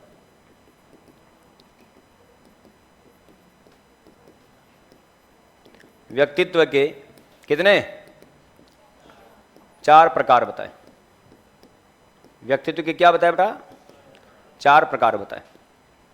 नंबर 1 सबसे पहला है आशावादी। इसका लैटिन जो नाम है रक्त में वो सैंग्यूइन होगा। क्या होगा बेटा? सैंग्यूइन। जैसे हम क्या कहते हैं? रक्त। लाल कह सकते हो, रक्त कह सकते हो, क्योंकि रक्त कैसा होता है? लाल ही होता है। अब इसकी जो विशेषता है, प्रसन्नचित्त रहने वाला, प्रसन्नचित्त, खुश मिजाजी, ठीक है, खुश मिजाज, कर्मशील, और कैसा होता है? ये ईमानदार होता है।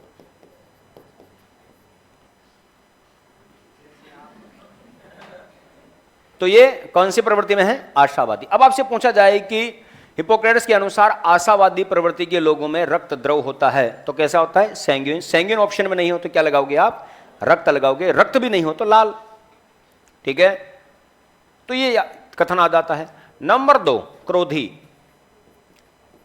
अब क्रोधी प्रवृत्ति जो है, याद रखना, इसके अंतर्गत जो द्रव होगा वो कोल्ड्रिक होता है। क्या होता है बेटा? कोल्ड्रिक। कैसा होता है ये? कोल्ड्रिक। इसका मतलब क्या होता है? ठीक है, अब कोल्ड्रिक प्रवृत्ति है, ये इसका द्रव है जो इसके शरीर में एक तरल पदार्थ पाया जाएगा जो कोल्ड्रिक के नाम से जाना जाएगा, और इसका जो रंग होता है वो पीला होता है, जिसे हम क्या कहते हैं? पीला पित्त। क्या कहते हैं बेटा? पीला पित्त होता है। ये क्या करता है? चिड़चिड़ा स्वभाव, चिड़चिड़ा स्वभाव, दुबला पतला शरीर, दुबला पतला शरीर, शीघ्र क्रोधित होने वाला, शीघ्र क्रोधित होने वाला, और दूसरों की क्या करता है? ये निंदा करने वाला, बुराई करता है।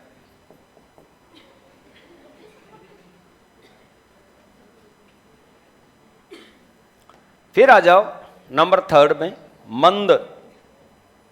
मंद के अंतर्गत फ्लेगमेटिक होता है। इसका द्रव कैसा होगा? फ्लेगमेटिक, जिसे हम फ्लेगम कहते हैं। क्या कहते हैं बेटा? फ्लेगम कहते हैं। और फ्लेगम को हम क्या कहते हैं? श्लेष्मा।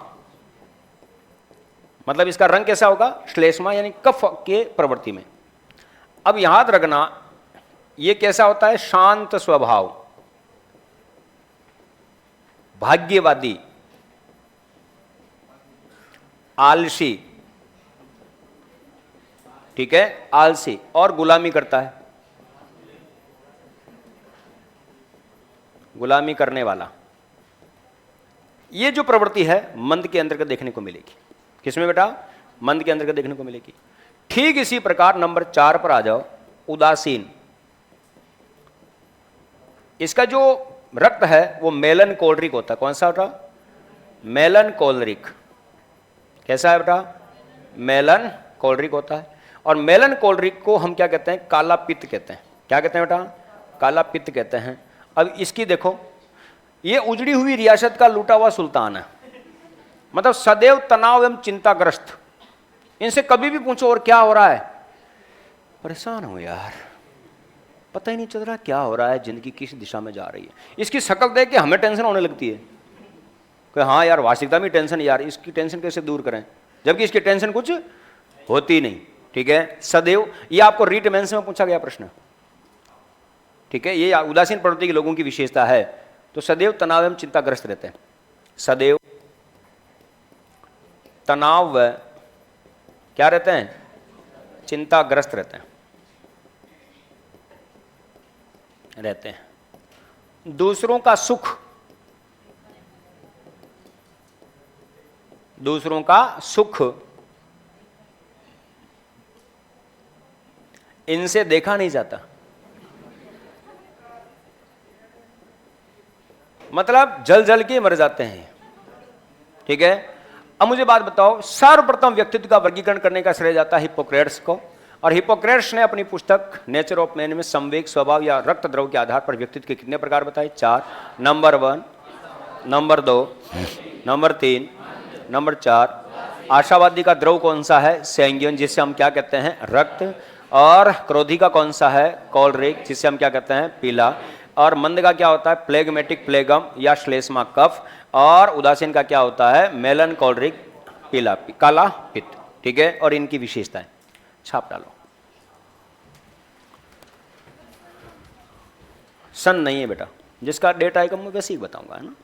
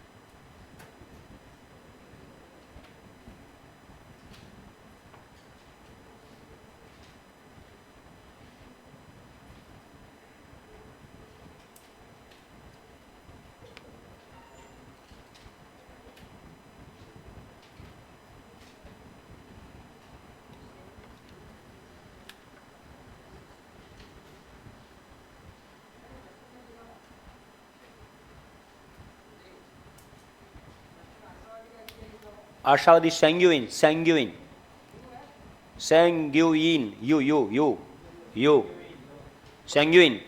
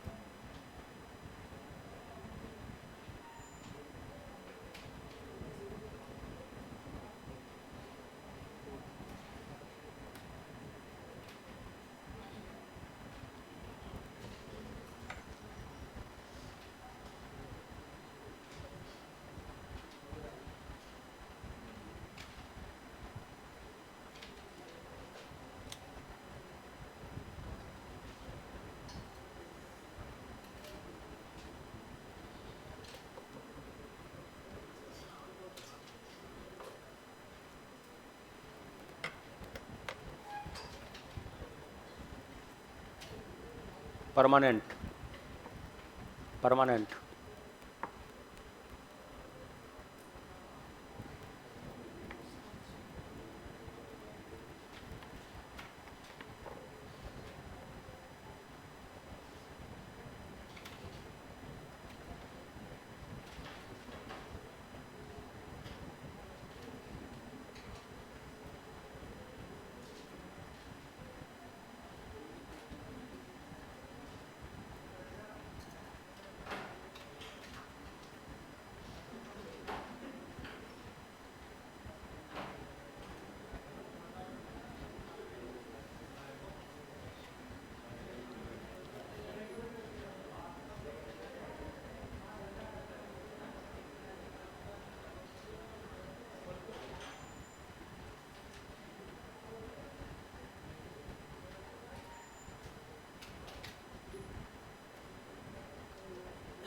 मस्ती तो नहीं आ रही ज़्यादा?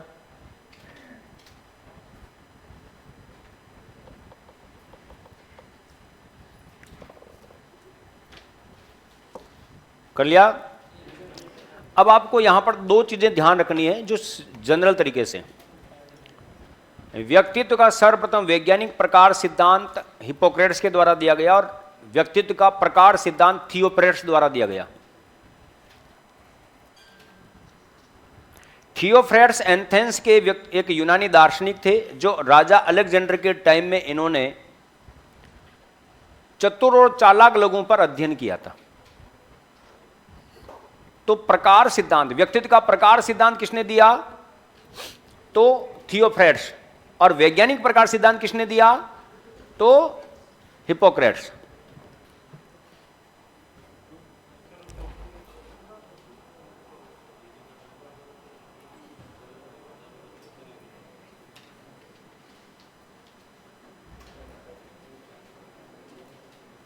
आवाज नहीं बेटा।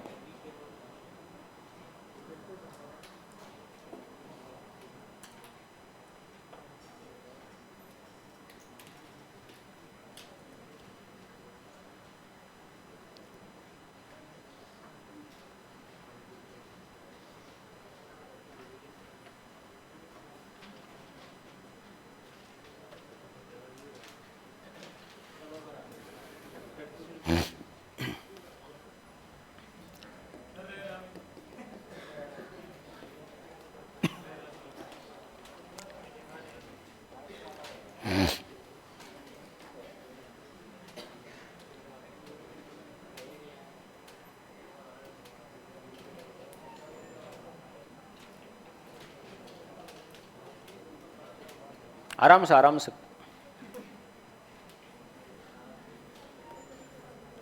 नोट याद रखना, व्यक्तित्व का सर्वप्रथम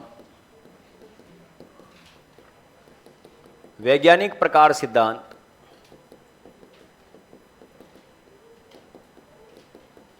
हिप्पोक्रेट्स व प्रकार सिद्धांत थियोफ्रेट्स द्वारा दिया गया। थियोफ्रेट्स द्वारा दिया गया।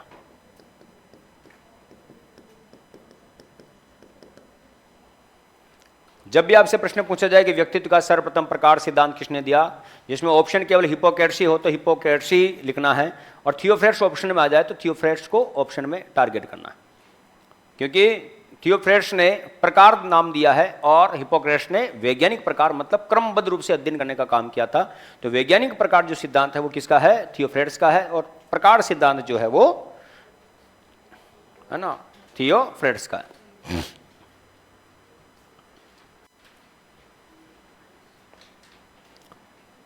अब आता है आगे का फॉर्मेट।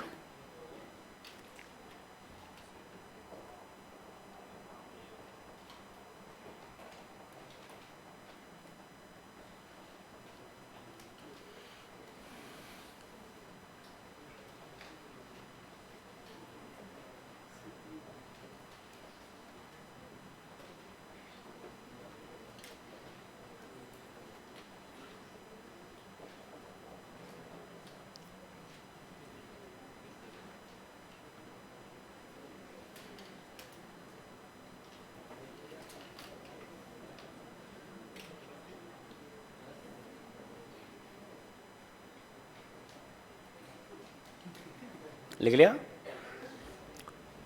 दूसरा वर्गीकरण, शारीरिक संरचना के आधार पर व्यक्तित्व का वर्गीकरण। दूसरा पॉइंट डालो,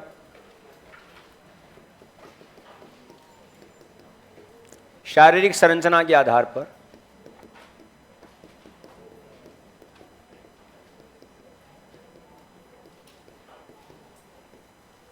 व्यक्तित्व का वर्गीकरण। शारीरिक संरचना के आधार पर व्यक्तित्व का वर्गीकरण।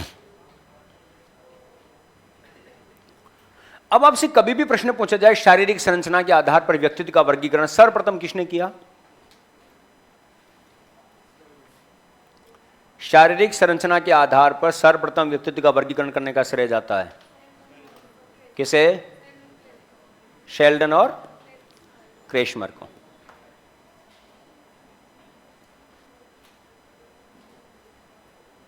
पक्का?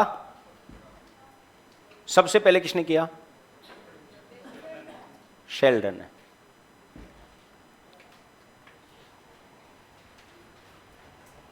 खोजा?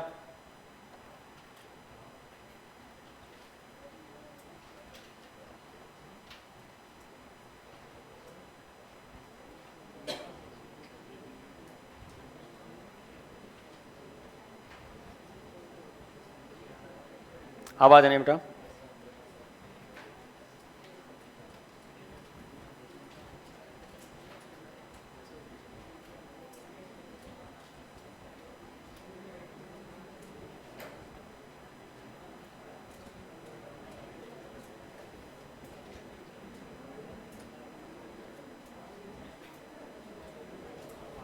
आवाज क्यों हो रही?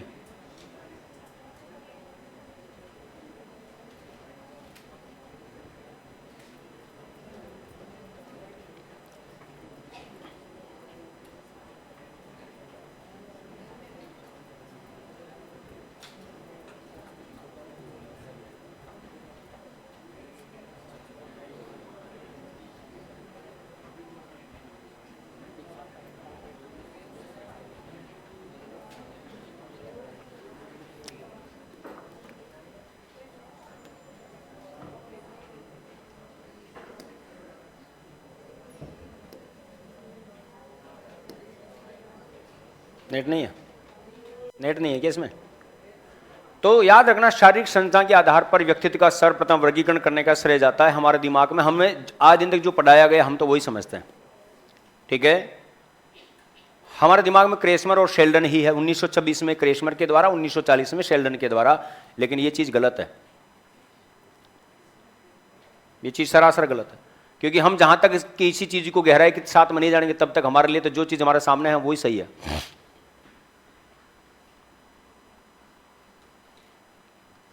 शारीरिक संरचना के आधार पर व्यक्तित्व का वर्गीकरण 4 लोगों के द्वारा किया गया और पहला व्यक्ति था रोस्टन।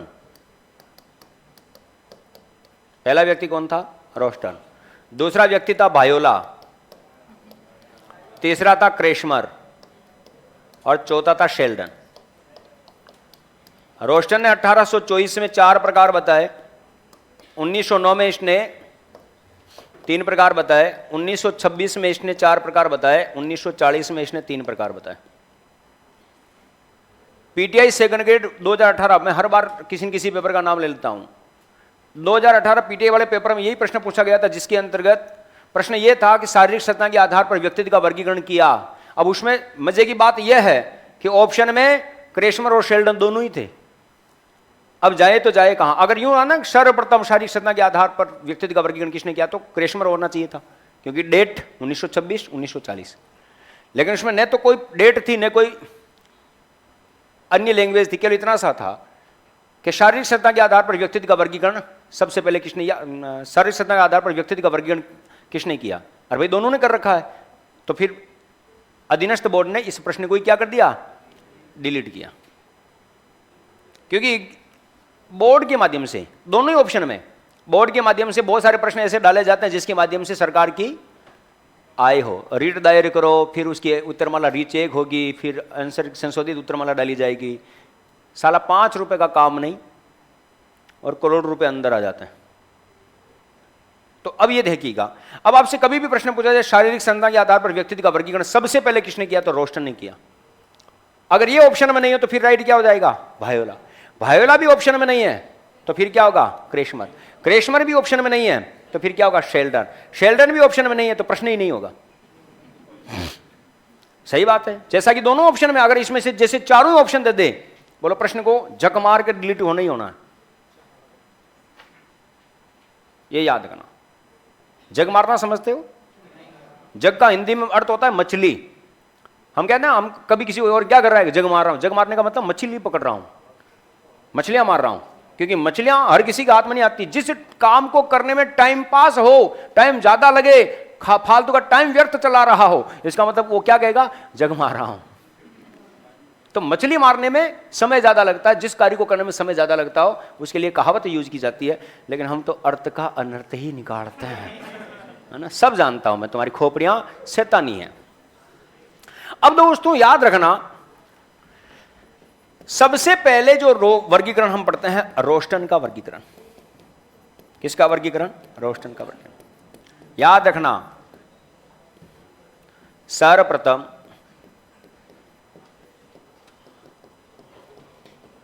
शारीरिक संरचना के आधार पर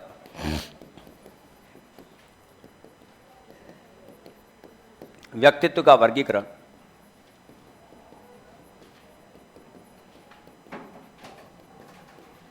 रोस्टन द्वारा किया गया, जिन्होंने 1824 में 1824 में शारीरिक संरचना के आधार पर व्यक्तित्व के 4 प्रकार बताए। शारीरिक संरचना के आधार पर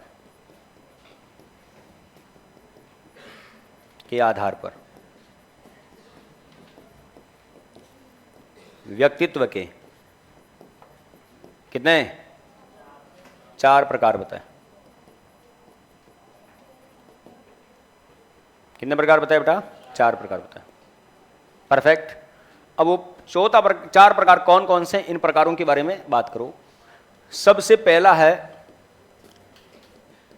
प्रमस्तिष्कीय प्रकार। पहला कौन सा बेटा, प्रमस्तिष्कीय प्रकार। अब प्रमस्तिष्कीय प्रकार के अंतर्गत याद रखना, इनकी विशेषताएं देखी जाती है। दुबला पतला लंबा शरीर, छोटे कंधे, चिड़चिड़ा स्वभाव, दूसरों की निंदा करने वाला। दुबला पतला लंबा शरीर, चिड़चिड़ा स्वभाव, छोटे कंधे, दूसरों की निंदा करने वाला। दूसरा आता है पेशीय प्रकार। लंबा चौड़ा शरीर, लंबी भुजाएं, चौड़े कंधे, व्यायाम प्रिय, खिलाड़ी प्रवृत्ति, रोमांस प्रिय। तीसरा प्रकार पाचक प्रकार। भारी भरकम शरीर, मोटा पेट, खाने पीने का शौकीन, मस्त मौला। और चौथा आता है श्वसन प्रकार, जिसमें तीनों की विशेषताएं पाई जाती। ठीक है, तो कैटेगरी देखें। प्रमस्तिष्कीय प्रकार के अंतर्गत दुबला पतला, लंबा शरीर, छोटे कंधे, चिड़चिड़ा स्वभाव,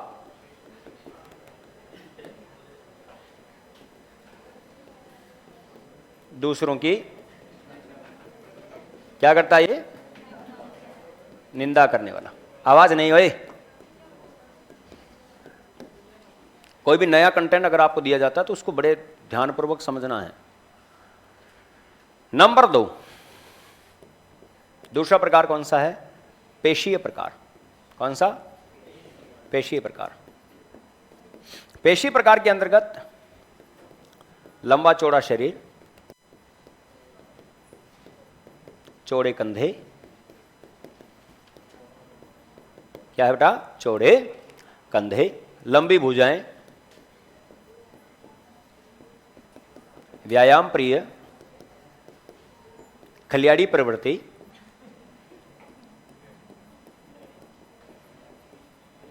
रोमांस प्रिय।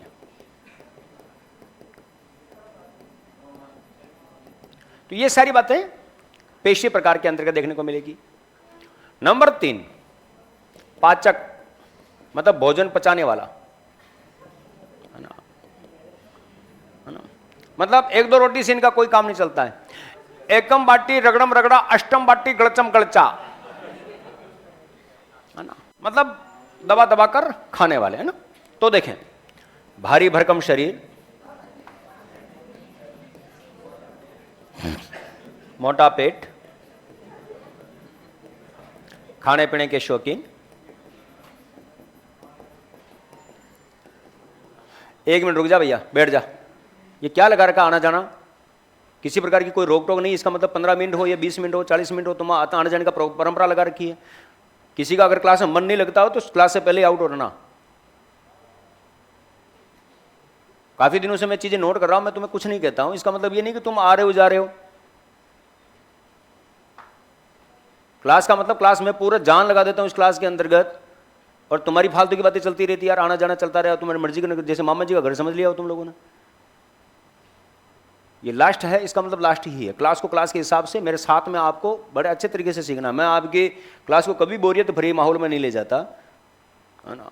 बड़ी पूरी ताकत के साथ मैं वो इस मंच पर उतरता हूँ। जब मेरा मूड नहीं होता तो मैं क्लास में ही नहीं आता, लेकिन जब मैं आपके साथ ईमानदारी के साथ जुड़ा हुआ हूँ तो फिर आप टाइम वेस्ट करते हो ना, इधर उधर आने जाना। पढ़ते हो आप सभी हो, ये भी नहीं कह रहा हूँ आप पढ़ते नहीं हो, आपका ध्यान नहीं होता, खूब हंसी मजाक के साथ पढ़ते हो, लेकिन ये आना जाने का थोड़ा सा कम करो। अगर ज़्यादा इतनी शौकती है जाना पड़ेगा तो फिर जाओ, क्योंकि आपके नहीं जाने के चक्कर में फिर दूसरी चीजें में हो जाती है।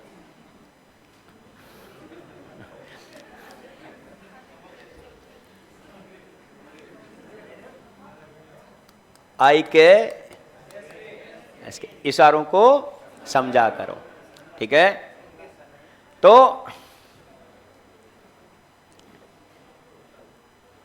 ये गुजर कैसे बिल्कुल उदासीन बैठ गया, क्या उजड़ गया तेरा, चलिए साहब। भारी भरकम शरीर, मोटा पेट, खाने पीने के शौकीन, मस्त मौला, और इन्हें को घूमना फिरना अच्छा लगता है, ठीक है। इनको घूमना फिरना मतलब ये ट्रेवलिंग पर रहना पसंद करते हैं, है ना। अपने मोटे से पेट को लेकर ना,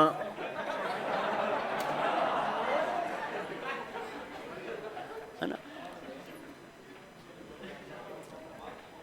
तो ये बातें इसके अंतर्गत, ठीक है। नंबर 4, कोई भाई जाने वाला था ना जिसको मैंने वापस बिठा दिया, वो कहां भाई, कहां है वो? जाओ बेटा जाओ, जाओ, अरे जाया। अब मैं कह रहा हूं मेरी भी बात मान ले यार। देखो, मैंने जीवन में कभी भी किसी भी साथी को निराश या नाराज करके सिखाने का कभी प्रयास नहीं किया, ये मेरे जीवन में कभी होगा भी नहीं, ठीक है।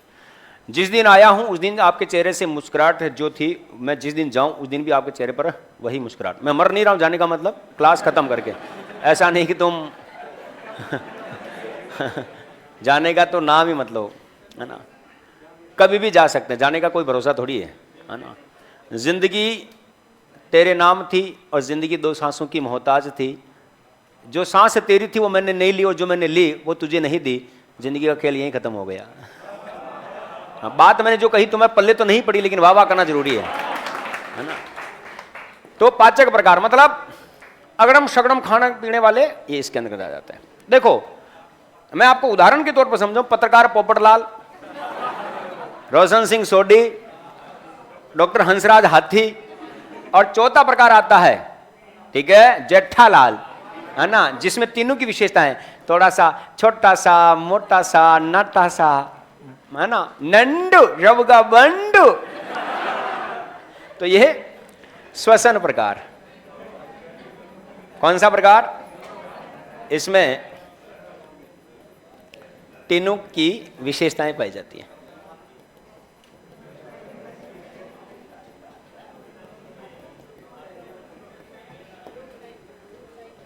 लिखें बेटा,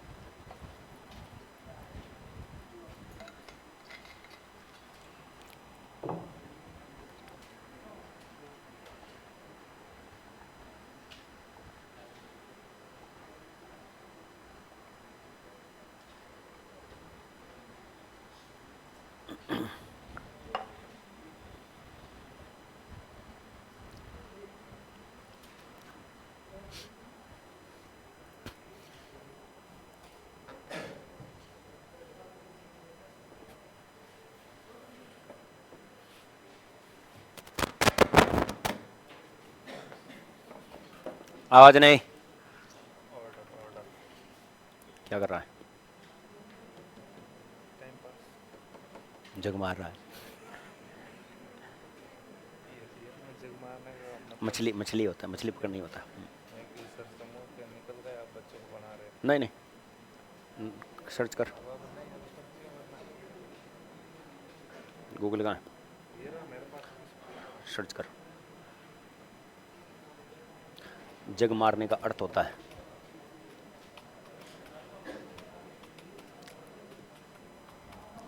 आवाज नहीं। चेंज करो। व्यर्थ में समय बर्बाद करना।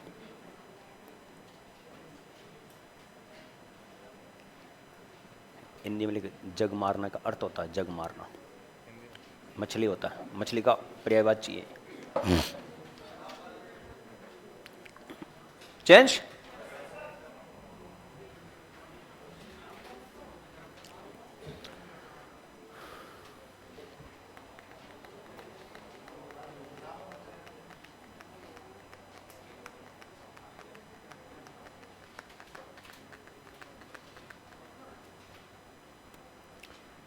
भाई ये तो मैं कह देता हूँ, इस मंच पर आने के बाद कोई भी बात कहूँगा तो डंके की चोट पर कहूँगा। ये महेंद्र कह रहा है कि सर जग मारने का मतलब मछली होता है कि या ऐसा आपके मुंह से गलती से निकल गया जो बच्चों को आप लपेट रहे हो। मुझे बच्चों को लपेटता नहीं मैं कभी। जग मारने का जो है, आप अगर नेट पर सर्च करोगे या हिंदी साहित्य की किताबें देखोगे तो मछली का पर्यायवाची शब्द है ये। जग मारना, जग का मतलब होता है मछली। व्यर्थ में समय बर्बाद, मछली मारना। अब मछली हर किसी को हाथ में थोड़ी आती, टाइम पास करना, टाइम लगता वहां पर, तो व्यर्थ में समय बर्बाद करना है ना। दिखा दे, अरे दिखा, पैनल पे दिखा सामने। एक टीवी में देखो, सभी एक बार इस टीवी में देखो। देखो नई चीज जानना बहुत प्रैक्टिकली चीजें हैं। हाँ टाइम लगेगा तेरी इच्छा अनुसार, साल 2 साल, कम से कम 30 साल का टाइम है तेरे पास। हाँ 30 साल का टाइम तो दे रे बाबा।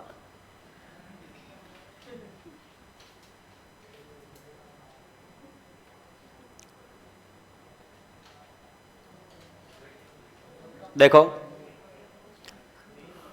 अर्थ जो निकाला गया, ध्यान है, जग मारने का मतलब क्या होता है ना। ये जग लिखा रहा, जग ही होता है, ये याद करना। मछली, मीन, मत्स्य, ये इसके संदर्भ में देखने को मिलता है। क्या कह रहा, जग मारा मतलब मछली पकड़, टाइम व्यर्थ में समय बर्बाद करना।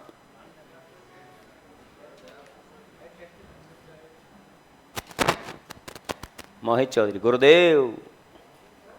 फीलिंग ऐसी आ रही जैसे वो रामायण के अंतर्गत है ना। क्या? हाँ जो आ गया गुरुदेव। और जाने से पहले गुड़ तो खिला जाना।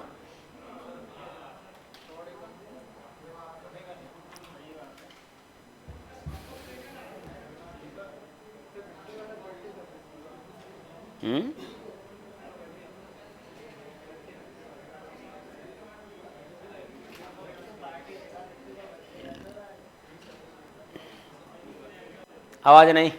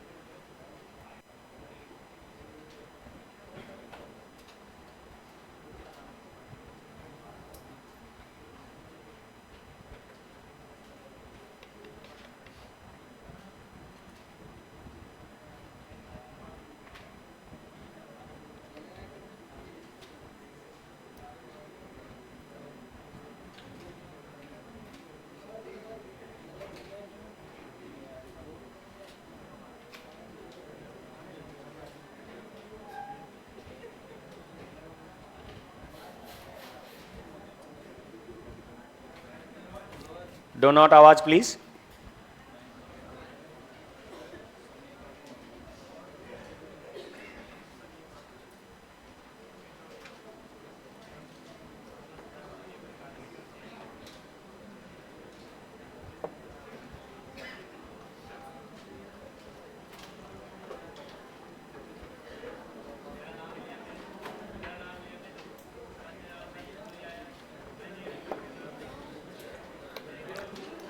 तो ये है आपका रोस्टन का वर्गीकरण। आगे हम बात करते हैं बायोला का वर्गीकरण। किसका वर्गीकरण? बायोला। आगे क्लास किसकी? इसकी, इनके, मेरी है क्या? मेरे बाद में किसी क्लास है? मेरे बाद किसी क्लास नहीं आपके, है ना?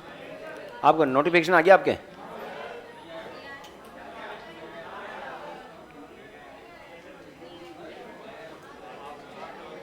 कुछ नहीं चाहता मैं तो, हटवाना ही पड़ेगा मेरा, क्यों क्यों करवाएगा? चलिए सब बाकी बातें हम नेक्स्ट क्लास में करेंगे। Thank you.